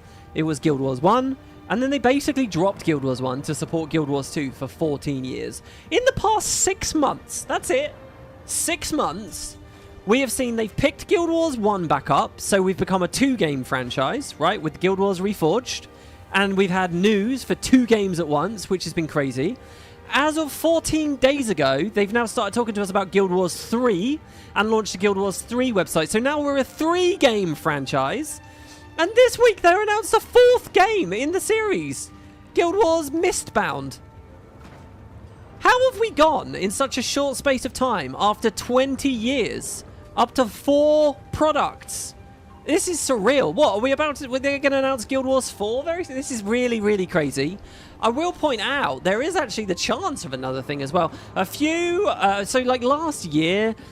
I think last summer, somewhere around then, there were a few Reddit threads that appeared that had revealed like a Steam database leak, I guess. People were looking on the same database, and the name of this game, Guild Wars Mistbound, appeared there, and people were speculating about it. I guess with Guild Wars 3's release, people just sort of thought, oh, it was Guild Wars 3 by a different name, and we kind of just ignored it. But no, it's its own thing. There has been another one as well, Guild Wars Arena. I don't know whether that was another name for Mistbound or what. This is wild. It's obviously very exciting to see Arenanet expand and have lots of different products, and these are all opportunities for more money for the studio, more devs, more stuff for the MMOs and the games that we really play and really enjoy. So we'll see. Now, I haven't read all the press about this yet. I'm going to do it blind right here on this video. This is my first impressions.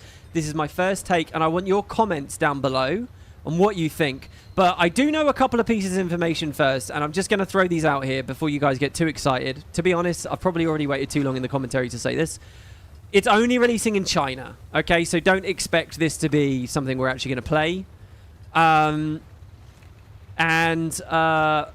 don't think it's even out yet. I don't know whether it's a mobile game or a Steam game. It was on the Steam DB, so I guess we'll see. But don't expect to be playing this. Maybe it will come to the West later. Let's see what Arenanet has to say. I am very curious about this, just as a Guild Wars fan. This is a card game, and a card game for this franchise has always felt like a good fit, because Guild Wars 1 was effectively an experiment to take Magic the Gathering and make it an MMO, right? In other ways, it was a successor to Diablo. In other ways, it was a countercultural response to World of Warcraft. It was a lot of things, right? But the card game MTG elements in it cannot be ignored. For years and years and years, completely ignoring Guild Wars 3 and Reforged and all that, we've always wondered, are they going to do a mobile game? Are they going to do a card game? It is a bit of a scary announcement because people, the current community, let's all be real, right? We're players of the MMOs, and we want big AAA, AA at least, PC experiences, console experiences at least, that feel new and modern and are big. We don't want to play cash grab games that are just trying to follow on the hype of Hearthstone, right? Or like we saw with Gwent. Obviously there was that huge now with Diablo in particular, there was the big reveal of a mobile only game that really put everyone off. So if Arenanet were ever going to do a mobile-only game without announcing big and exciting things for Guild Wars 2 or a Guild Wars 3, that would have been a terrible move. So I think it's quite interesting, right? It's been a year since we saw the leak. 2 weeks since the Guild Wars 3 announcement. Here is something I am convinced of. Absolutely convinced, just before we get into this news. I think, and tell me if you think I'm wrong, I think this thing's been ready for a long time. I think Arenanet probably started looking into it, commissioned these other guys to make it a long time ago, because it's not actually made by Arenanet, right? Or even, I think NCSoft published the license out, and that's it, right? I think they had it ready for ages, but they knew that if they dared to talk about it before real things for Guild Wars 1 and Guild Wars 3, people would have rebelled. Imagine that they did this announcement, guys, 3 weeks ago. It would have been terrible. It would have completely blown up in their faces. It would have demonstrated zero savviness, and it would have just been completely blind to what the community wants. But because we all know that Guild Wars 3 is coming, and it's a big new modern game and all that, people will accept this as just something on the side. So I think Arenanet did this absolutely perfectly. I think they've been waiting for a long time, and they're now finally ready. I can imagine some internal conversations where the guys behind Mistbound were very, indignant and saying, come on, let us announce it, we want to go, and Arenanet saying, please no. I don't know whether they're going to confirm that anywhere in the press, but so we'll see. All right, let's jump on in. So you might wonder, where is this being announced? Is it on the Guild Wars 2 website? Is it on the Guild Wars 3 website? Because they don't just have a generic Guild Wars website right now, right? They could have repurposed the original GW1 one for that, but yeah, we don't have a franchise portal. Here's what we get. On guildwars2.com, there's a community post in the forums. Now, to my mind, this is the most... I guess we are worse. Let's call a spade a spade. This is the worst place to announce things. This is the most buried place to announce things. They do not have a big article on any of the main websites, right? It's just a forum post here. I don't know, maybe there are mirrors of this actually on some of the other websites. But this is from Richie. And he says, to the Guild Wars community, as you may have seen from today's announcement, the Guild Wars franchise is expanding again. An NC development team in Korea. So do they actually have a name, this development team? It's a Korean development team that has been hard. So yeah, the game's being made in Korea, but released and marketed mostly in China.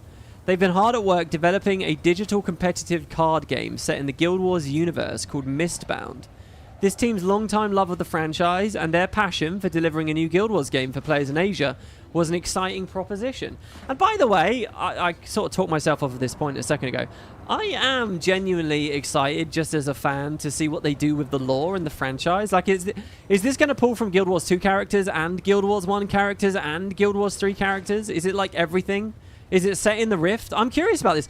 I'm curious about this in the same way that I was curious about Ritlock Brimstone being playable in that NCSoft MOBA a few years ago. Remember that? I can't remember what it's called. I did some videos on it. Does anyone in the comments want to remind me what it's called? But, you know, so I'm curious about this. We also want to be open to expand how players can enjoy Guild Wars and how they can visit Tyria, a world we love so dearly. Select Arenanet developers served as consultants and worked together with the NC dev team to set out and assure an authentic Guild Wars video game.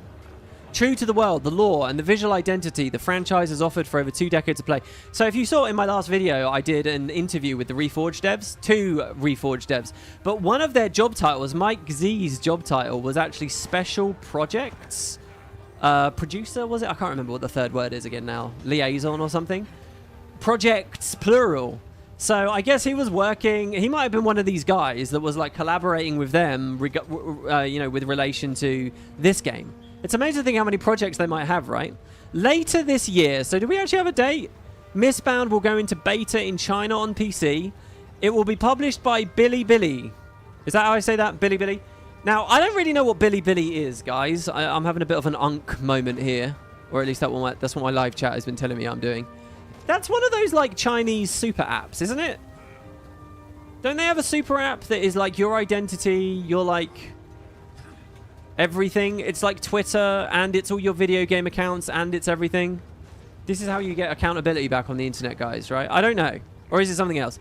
The partnership is tremendously exciting for us. Not only are our partners at Bilibili a fantastic publishing team, they're also... I might be wrong. It doesn't sound like that's what that is. Is it a super app or not? They're also big Guild Wars fans. Throughout the process, we've seen them share a tremendous excitement toward Mistbound, as well as a deep love and a deep care for all of Guild Wars. Well, let's get some interviews. Let's hear it from the horse's mouth. That's what I say. When Mistbound officially launches, it will be available in China only to start. We'll consider a possible wider release in other territories at a later date. But first, the team building Mistbound will have time to iterate and respond to feedback from the Guild Wars fans close to home. But it's not even close to home. They're in Korea. I mean, maybe closer to home than the West. What if they do like a Chinese release and then a Korean release and then finally... I don't know, man. I know that people will judge this and stuff, but I would love to cover this and try it out. I mean, Christ, it was only a few months ago I was learning Magic the Gathering with Boots.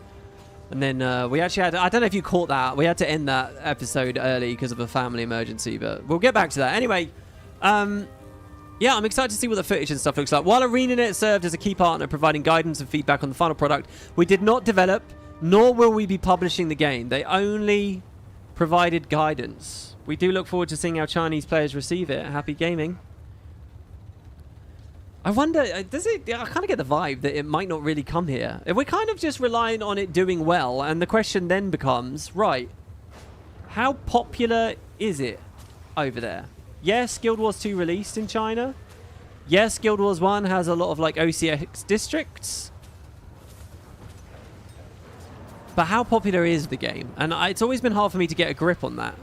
Does the brand have that much, you know, power? Are people really hungry for this genre over there? Did they say what genre, what platform it's on? They didn't actually say the platform yet, did they? And so here's the logo. I'm actually really interested in this. People have been judging the name Bound because there's a lot of games with Bound in them, in their name. Like it sounds like slop or lazy or whatever. I don't know. But I do like the logo. It feels a lot like the Heart of Thorns ones, actually, to me, which was quite swirly. Obviously, there's not a dragon in the center of it. This feels very much representative of the Rift. I don't know. It'd be cool if we got one of those custom login screens for that. So yeah, there you go. Mistbound.billygames.com. And here it is. Unbelievable. Okay, so they have a YouTube channel? Hold on, I want to click this. YouTube at Mistbound Official. Wow. Oh, and they have a trailer. Okay, we're going to watch the trailer. They have 1,000 subscribers. Mistbound is a tactical card game battler, blending classic deck building, card collection into dynamic duels. Dynamic duels, where card moves and spell choices reshape the battlefield. If this is going to be anything like the Guild Wars 2 China version, it's going to be really hard for us in the West to log in and play it. I would love an opportunity to, though. So what have we got? That's Nika, right? Holy crap, you can play as Nika? Who's this guy? Is that Newt Whitebear? Is that Newt Whitebear versus Nika? We have a Char using a chain? What is that? And there's a Nika card here as well. And that's the same guy. Oh, they only have 2 characters. Cards move, jewels evolve. Right, okay. We see the back of the card there. That's interesting. It's funny because a lot of these other card adaptations from different franchises already had like some semblance of it in their main thing. But there's not really any cards in Guild Wars 2, right? Tarot cards, I guess. Right, let's just watch the trailer. Reveal trailer. How long is it? 3 minutes. This isn't short. Wow. All right, here we go.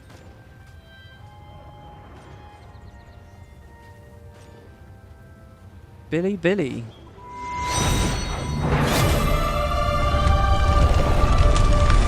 that. All right, this is concept art from the dungeons and the character creator that we've already seen. This is Guild Wars 2 stuff.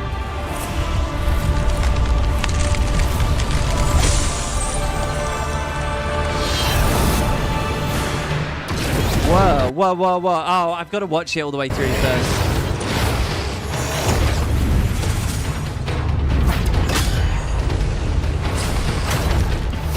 We have Balthazar there. Is that a Grawl? Oh, this is quite cool. God damn. Who is that? Is that Bagel? No, that's like, what's that hardcore?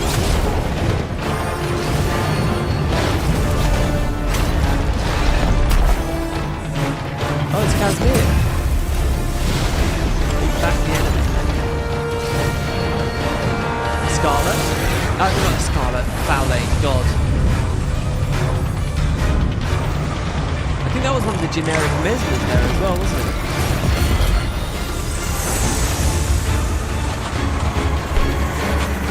Wow. Aaron gone. Oh, and she like spawns a token mob, I guess. Sikkim as a card.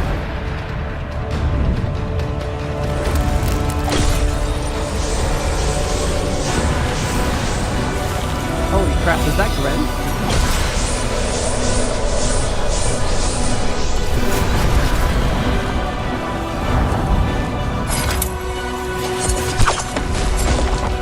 Did that say Daggerstorm? Who was that? Google, maybe?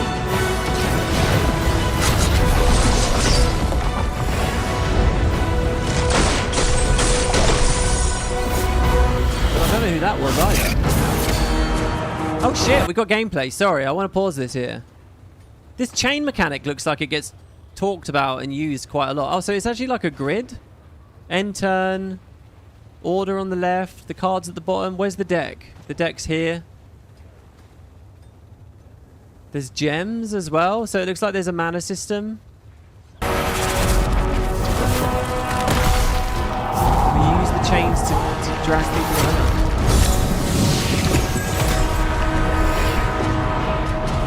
What's the third number in the middle? Is that movement, maybe? Maybe you get a movement score. It shows how you can actually push the cards around. Juvenile Eagle.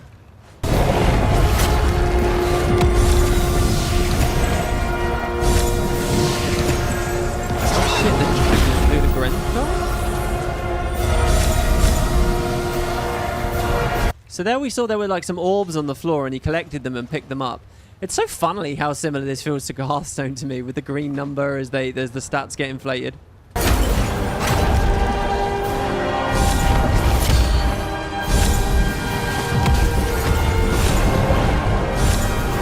Oh my god, those are some cute little quaggen there. Wow. Also, there's clearly a difference between like the shapes of the cards as well. These are like the big heroes, the big legends. This might be Smoda, maybe? And that's a Nice up there, right? Probably.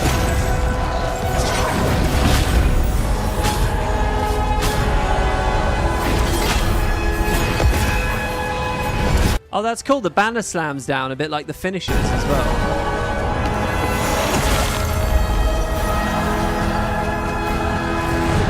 Oh, there you go. They actually did. They do have an animated version of it. Wow. Let's watch that again.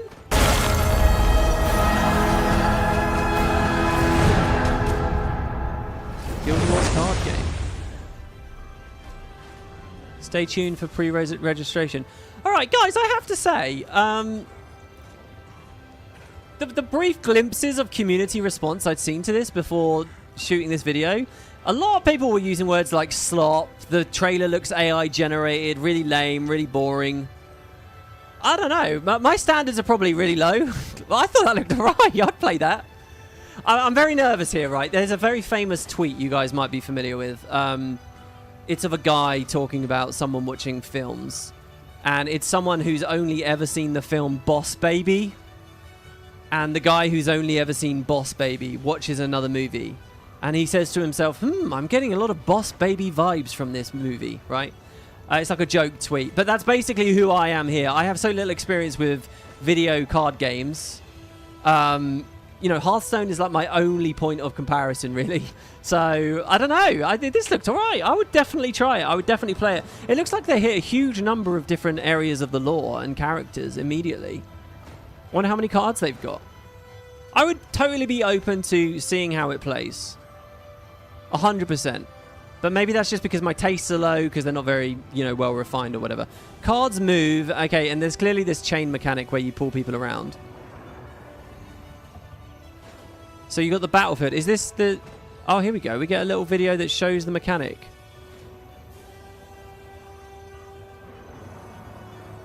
So you can move and power the cards up. You can trade them. Oh, you can do like a jump that pushes people away. I think that thing basically just used stomp or something. There must be lots of different ways to do that. Your commander fights beside you. Oh, I see. So the command... So there's one major character each time. So here we have Anise versus this Norn, who I think is probably Newt. I see. And to win, you kill the other commander. Okay. It says tap an area here, by the way. So I do think this is on mobile. And they've really not focused on that, haven't they? They've buried the fact that it's a mobile release because they don't want people freaking out about it. I think they're quite nervous about that. That's a good point. Warrior. So you pick a profession and that changes your deck, does it? So there's Warrior, Mesmer, Necro, Ranger. Those are the initial 4. That's a nice choice. And keeping Mesmer in there is good. No Ellie at the start. Unless it scrolls, maybe. Summon Phantasms. Oh, no. It looks like there were a couple of others. And then you got your different heroes here. Nika is one. Or sorry, commanders as they're called. The board seems a bit lame. Like, they could have done a bit better with the board, maybe. The thing is, because I don't know many of these games, a lot of these mechanics familiar to you guys from other card releases? Please, if you guys are familiar with this genre and you know a lot about it, please drop the comments. Let me know. I think we could probably freeze frame a lot of these. Here you go. Here's a bunch of the cards themselves and skills. What have we got? We've got Lethal Shot, Eviscerate, Arena Champion, Whirlwind Attack, Charzuka. I assume this is just like the Warrior selection, maybe? Yeah, it is. We're in Warrior right now. Signet of Might. Dude, I would so try this. I would so try this. I'm disappointed by the thought that by the time we get in the West, a bunch of other people have already played it and progressed their accounts and, I don't know. Deep deck building freedom. Create powerful tactics that are uniquely yours. The question is as well, how pay to win is it going to be? How expensive is it going to be to play? How robustly made is it mechanically? Like, is there a high risk in this genre that it's basically just not going to play well? It looks cool, but when you actually get in there after a few hours, you realize that it's not balanced and it will never be balanced or whatever. Commander. So there's Commander Traherne, Commander Nika, Newt White Bear, Countess Anise, and that's it for the first few. One for each class, I presume this is. There's Newt is probably a warrior. Anise is your Mesmer. Traherne is your Necro. And Nika is... What was the other one that they said? That they showed off? Can't remember. Warriors accumulate adrenaline. Oh, here it is. Sorry, Ranger was the other one. Warriors accumulate adrenaline through attacks and utilize it in combat. Mesmers utilize illusions to disrupt the battlefield, a strategic profession. Ah, Casimir would be one of those. And what is this? Like your hero power? This thing on the right? Oh, that looks like Spike Trap. I'm all right with the AI, but I'm nervous I'm putting my foot in my mouth right now because people are going to say, oh, it's all... sorry, I'm all right with the art, but I'm putting my foot in my mouth because I feel like people are all going to say it's all AI generated and that means it's bad and we should hate it all immediately. Marjorie's here. Lich form here is here. And it looked like Grenth himself was in the trailer. Oh, and the thief slash assassin, I guess. It says stay tuned for another class. In fact, oh... Yeah, and this is Necro. That's interesting. That's the Necro icon, but because it's releasing in China, they're not using a skull to represent it. That's the version that they have in the Chinese client. If you guys check on my channel, I actually did a video playing the Chinese client, and I did some live streams on it as well. And it was really interesting seeing little things like that and how they changed various skins and stuff. Follow us for the latest game updates on their YouTube channel. Is that their main platform here? I mean, there's obviously this website too. Really interesting. So, hold on. They haven't explicitly said the platforms yet. And they haven't given us an actual beta release date yet, let alone a real release date, let alone a release in the West. But there you have it, guys. This is crazy news. This is absolutely crazy.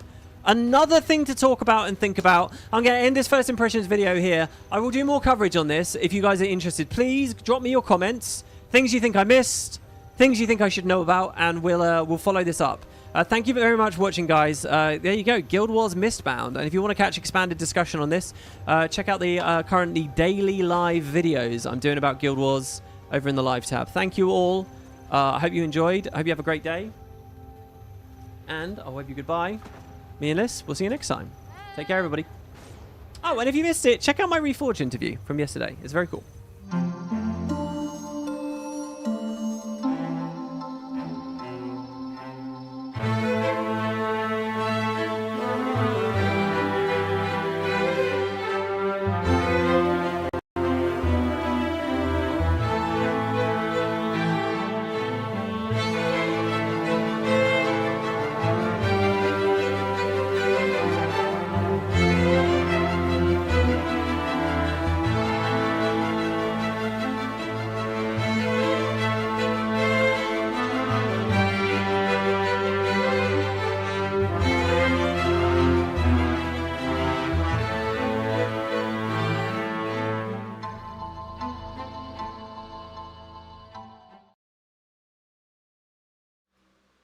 All right, I'm back. Hello, everybody.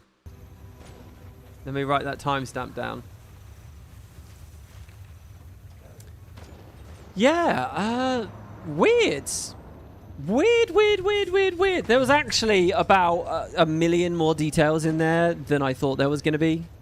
Dude, we could have freeze-framed everything. We could have looked at every card. I wonder if anyone's going to do an Imgur album showing every card off and every little detail. I would love to do, like, in another episode of this, just, like, go through an album of everything and read all the stuff. There's way more detail here than I thought there was. Honestly, guys, that looked a lot more feature complete than I thought it was going to be. Right, what's everyone's take? You think it's... You see, they didn't use the word polymock, no. Maybe these 5 professions will be the only ones available in Guild Wars 3 WP. I don't know whether it's going to have anything to do with Guild Wars 3 design. I think once Guild Wars 3 is out, then the characters and ideas in it will inform more of their cards and more of their art, certainly. That Casimir art is very AI, ISH. What does ISH mean? The Necro icon not being a skull because of China? Yeah, exactly. That's what I think Valen too, yeah. You strongly suspect the art would get a big revision for any potential Western release if it makes it that far? Yeah, is China a bit more relaxed about AI generating art? Will there be a Hall of Monuments for this? I seriously doubt that. I seriously doubt that. I think that would be amazing if they did a Hall of Monuments for this, but not reforged, and it stayed only in China. Wouldn't that be epic? By the way, one of your Liss's videos offset to the right. No, they're both together. They're not offset. It's just where they are in the animation cycle. I promise they're exactly lined up. Oh, well, actually, they're not really, are they? You're right. Oh my god, you're right. Why? How have they become unbound? They should be grouped. They are grouped. Fuck. Hold on. Let's fix that shit. You're right. Thank you for that. That would have been nice to know a minute ago. There we go. They're together again now. Oh, I must have just messed that up at some point. There we go. That's much better. All right. That's still a silly little thing there, really, isn't it? Polymorph would have been inspired. This looks like AI slop. I wouldn't play it. I would watch WP play it. It's weird that they have a presence on YouTube when it's a Chinese exclusive. Yeah, look, I'm going to be totally honest with you guys. My inclination to not be too worried about AI, my inclination to be a fanboy about Guild Wars stuff, and my ignorance about the card game genre probably means I'm not going to be as cynical about this as many of you. I'm going to eat the slop. I will happily bury my face in the trough and lap it up. I'm going to be very slop positive on this one. I thought that looked cool. I'd play that shit. I would play that shit. The company has commented on the YouTube video saying none of it is AI. I think that's beautiful if that's true, because what I see more than anything else on the internet is people bitching that things are AI, that they're not AI. You know, what I love about the modern world is when you have an aspiring artist who is really trying, but they're just not a master of their craft yet, and they pour their blood, sweat, and tears into something, and they really work hard on it, and some fucking sniveling cunt on the internet says it's AI just because it looks bad, and it's like, no, that's real art. They're just not very good at it, and that's an example of, you know, that's the human element. You are so hysterical about this topic. You have taken the human element and bitched about it. And of course it devastates and crushes and hurts the artist in the background, but let's not talk about that.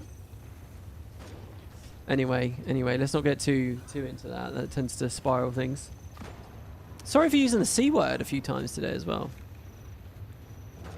Regarding updating the art for the West, I mean, they use different character designs for marketing and such in the West versus China. Plus stuff like skulls, like you noticed. Yeah, oh, definitely. I think there will be localization tweaks along those lines, yeah. If it has good deck building, then you'll play it. I'll try it for the novelty first of all, and then if it's a good game, I would continue to play it with the caveat that if it's like a huge trolly money sink, then no, I won't play it. If it's too expensive, then I won't play it. If there's no community, then I won't play it. Those are the two big barriers. If it's too expensive and if nobody's there. But otherwise, it could be fun. Oh, where's the computer fund at? Sorry, good point. Yeah, I'll bring that back. We are at £1,200. We are nearly halfway. Reminds you of the Guild Wars 1 tabletop I did with Boots? Oh, yeah, I forgot about that. I should have talked about that video, too. They've replied, posted this video on the Guild Wars 2 YouTube, and they replied in the comments about the AI claims. I really hate it, man. I hate the world we live in at the moment, where people make real art, and all the comments can do is talk about AI. And it's going to take years for these people to let go of this shit. It's going to take so long. 100% I create audio. I now have to spend so much extra time into making sure I can prove I didn't use it instead of, you know, just making cool stuff. It's an absolute headache. Yeah, on Reddit is the worst for this stuff, man, and I've seen it with music where people will post like their project files. It's like you have to like have a great archive of your exact project files. I've even seen people post their project files and then people still say, nope, I still don't believe it, nope. And it's like, whoa. At some point, I think it will just take the later generations, they'll learn up to just look at what it is for what it is. It's because it's getting harder to tell the difference. Yeah, and that is the trajectory that will continue.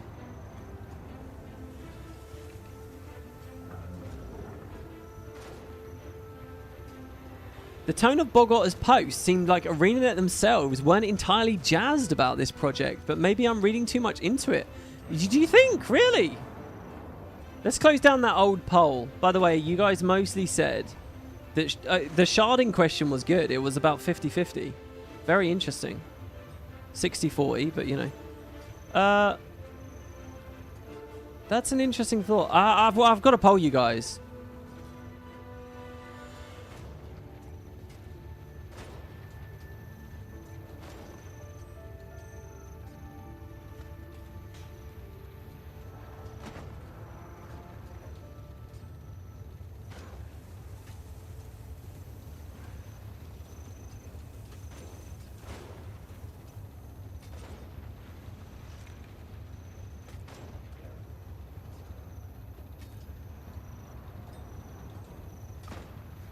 All right, there's your two options. I've said Mistbound. Excited?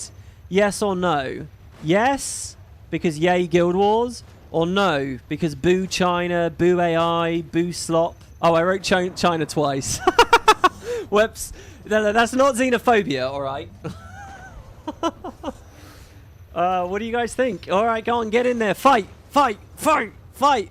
62-38 for yes no so far. So mostly we're interested, but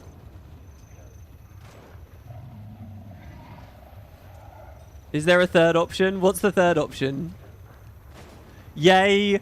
The third option is yay because I'm a video game connoisseur and it has nothing to do with the Guild Wars brand. It just looks like an intriguing game and I'm very excited about the mechanics they've come across. You also have limited card game experience like WP, so you'd say yeah? That was biased. Look, ignore what's in the parentheses. The parentheses doesn't matter, alright? It's just yes or no. Yay, if it's good is the third option. Well, we don't know that yet, though. What's your instinct? What's your gut? No, it's not we're having anything against China. It's the fact that we're in the West and we can't even play the fucking thing. There's not even a guarantee that it's coming. That's why I'm saying boo, no China. Why would I be excited about something that's releasing in a region that I can't even play? That's the point. All right? Guys, likelihood is... come on, Debbie. Come on, Nancy. Oh, here we go. Yeah. The likelihood is that this thing will release, nobody will play it, and then you're not going to be able to get it in the West anyway. So if someone feels that way, then they're going to vote no, aren't they? You hope we see a Western release to at least try it. It's interesting to think about the timing of a Western release, isn't it? Because, okay, if this thing goes beta this year and releases this year in China, that means that a Western release might be next year, right around Guild Wars 3, and it's like, it's all coming out at the same time? Going back to that thing, Richie's tone suggesting Arenanet aren't jazzed about that? I don't know whether I read that.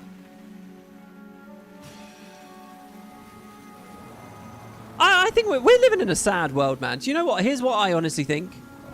I'm not clowning around here. I honestly think that they're probably excited about it, but they can't show that they're excited about it very much.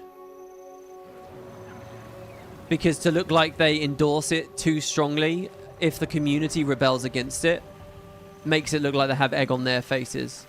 I really think, and this is sad, man. It is sad, but I think it's that whole internet hate mob.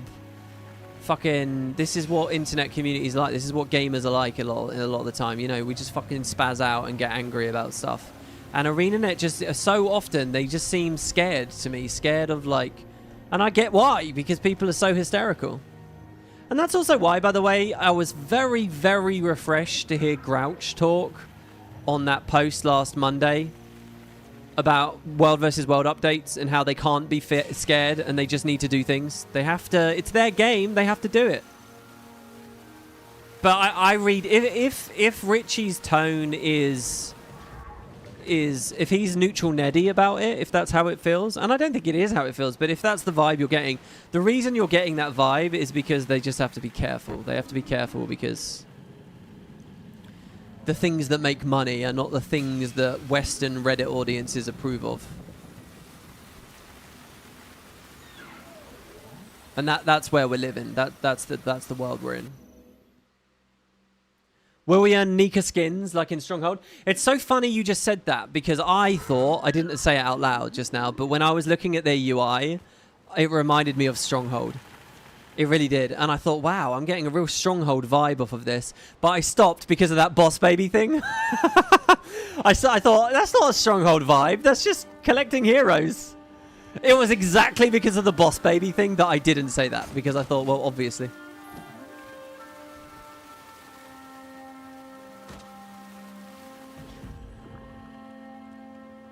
I should get that. Hold on, let me, just so that everyone knows what I'm talking about, let me get that.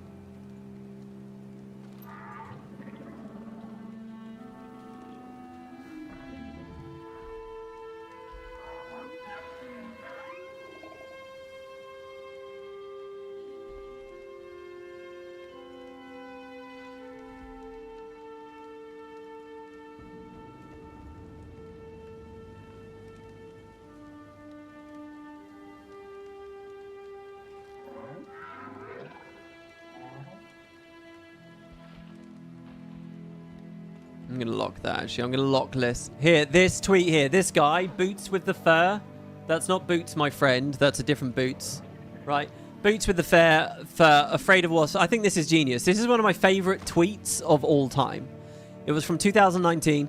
And I think it really speaks a lot to this industry of armchair punditry, and everyone's opinion matters, and we're all on blast all the time. We're all tweeting constantly every little thought that comes into our minds, and we don't really understand the genre that we're discussing, and we don't really understand the industry that we're discussing. We have very, very limited buckets of knowledge, but we're putting our thoughts out there, and this is just everything, you know. It's beautiful, and it's what I'm always insecure of. Guy who has only seen the Boss Baby, watching his second movie. Getting a lot of Boss Baby vibes from this, you know. If you listen to me and the content I make, and if you listen to other YouTubers and the content they make and stuff, you will recognize this pattern all the time. Sometimes, you know, I end up talking about things that I shouldn't because I just don't have the background. I'm not the expert, and it's weird that I'm in this weird situation where I end up talking about it. So that's just what I'm nervous about when it comes to card games. I don't know what the fuck I'm talking about. I've played Hearthstone. I used to watch a lot of Hearthstone. I played 10 minutes of the Magic the Gathering game. I played the Pokemon card game when I was younger, and a bit of the Yu-Gi-Oh card game when I was younger. That's it. That's me. I haven't played Gwent. I haven't played... What was the Valve one? A Valve released one and got bullied for it, didn't they? What was that? I don't know what I'm talking about, man. I don't know. It's Boss Baby to me. WP's Boss Baby. I'm getting real Goomba fallacy vibes from this. Yeah, I know, right? Yeah. Thank you for the $10.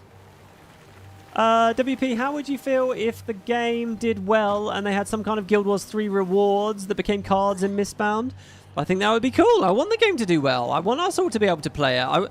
Do you know what I believe in, guys? I believe in a unified Arenanet platform, the Arenanet launcher, where while I'm in Guild Wars 2, I can talk to people in Guild Wars Reforged, and I can talk to people in Guild Wars 3, and I can talk to people who are playing Guild Wars Mistbound. And I can right-click someone in the party in Guild Wars 2 and invite him to a game of Mistbound, and it boots us into the client. I love that. I love that shit. Let's get it all going. Let's build an empire, right? I think that shit's fun. I'm not going to just hate on this because it's a mobile game. I'm not going to hate on it just because it's a card game. I wouldn't even hate on it if it was using AI art. It's not very Rainbow Rhythms. Little Peep Show reference there.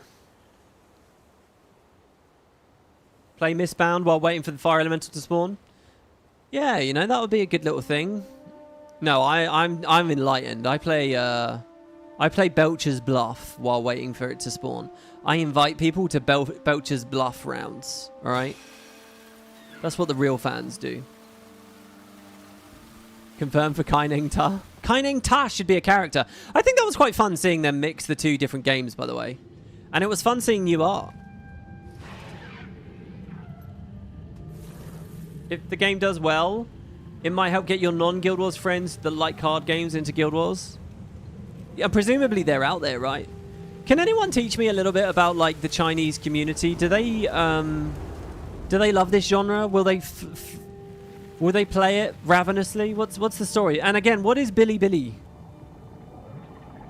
What the fuck is Belcher's Bluff? It's like a mini game you can invite players to play in Guild Wars 2. But it's boring, it's not that deep, and it has like 100 gold costs to be able to get into. And it's buried in the toys/novelty system. And it was only introduced in Living World Season 1, so most players don't remember it. They love gacha? Okay.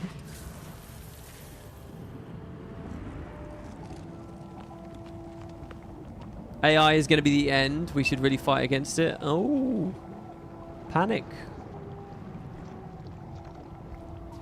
Billy Billy is like Chinese YouTube. It's Chinese YouTube. So it kind of is a super app. But for gaming and pop culture. So it's if YouTube made video games? Is that am I somewhere in the ballpark there? WP, I have an unrelated lore question. What are your thoughts on Vlas as a character? I find myself really loving him for his relatively minor role. I wish they did more with him, but I respect the idea of having a character whose story we learn posthumously, and I think that outweighs, you know, the only reason Vlas isn't remembered more and isn't done better is because Guild Wars stories are too short. That's all. I think Vlas is pretty cool. Billy Billy is Asian Twitch. So it's Twitch, it's YouTube, it's a game developer.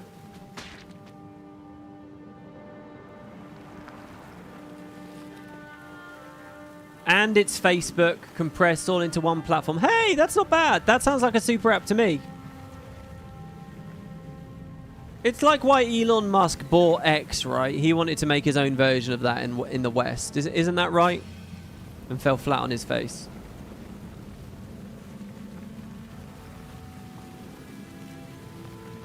The devs commented on the YouTube video, nothing is AI. That makes me very happy because it puts egg on the faces of people hysterically clutching their pearls about it. Look up the company on the wiki. I will between episodes. Guys, there's going to be a lot about this. I don't know what Guild Wars 3 Daily is going to be about tomorrow. Please join me there for that. Feel free to subscribe, hit the bell, join the Discord, whatever. Come on, teach me, the boss baby enthusiast, a little bit more about this. Give me some walls of text, some big thoughts about Mistbound.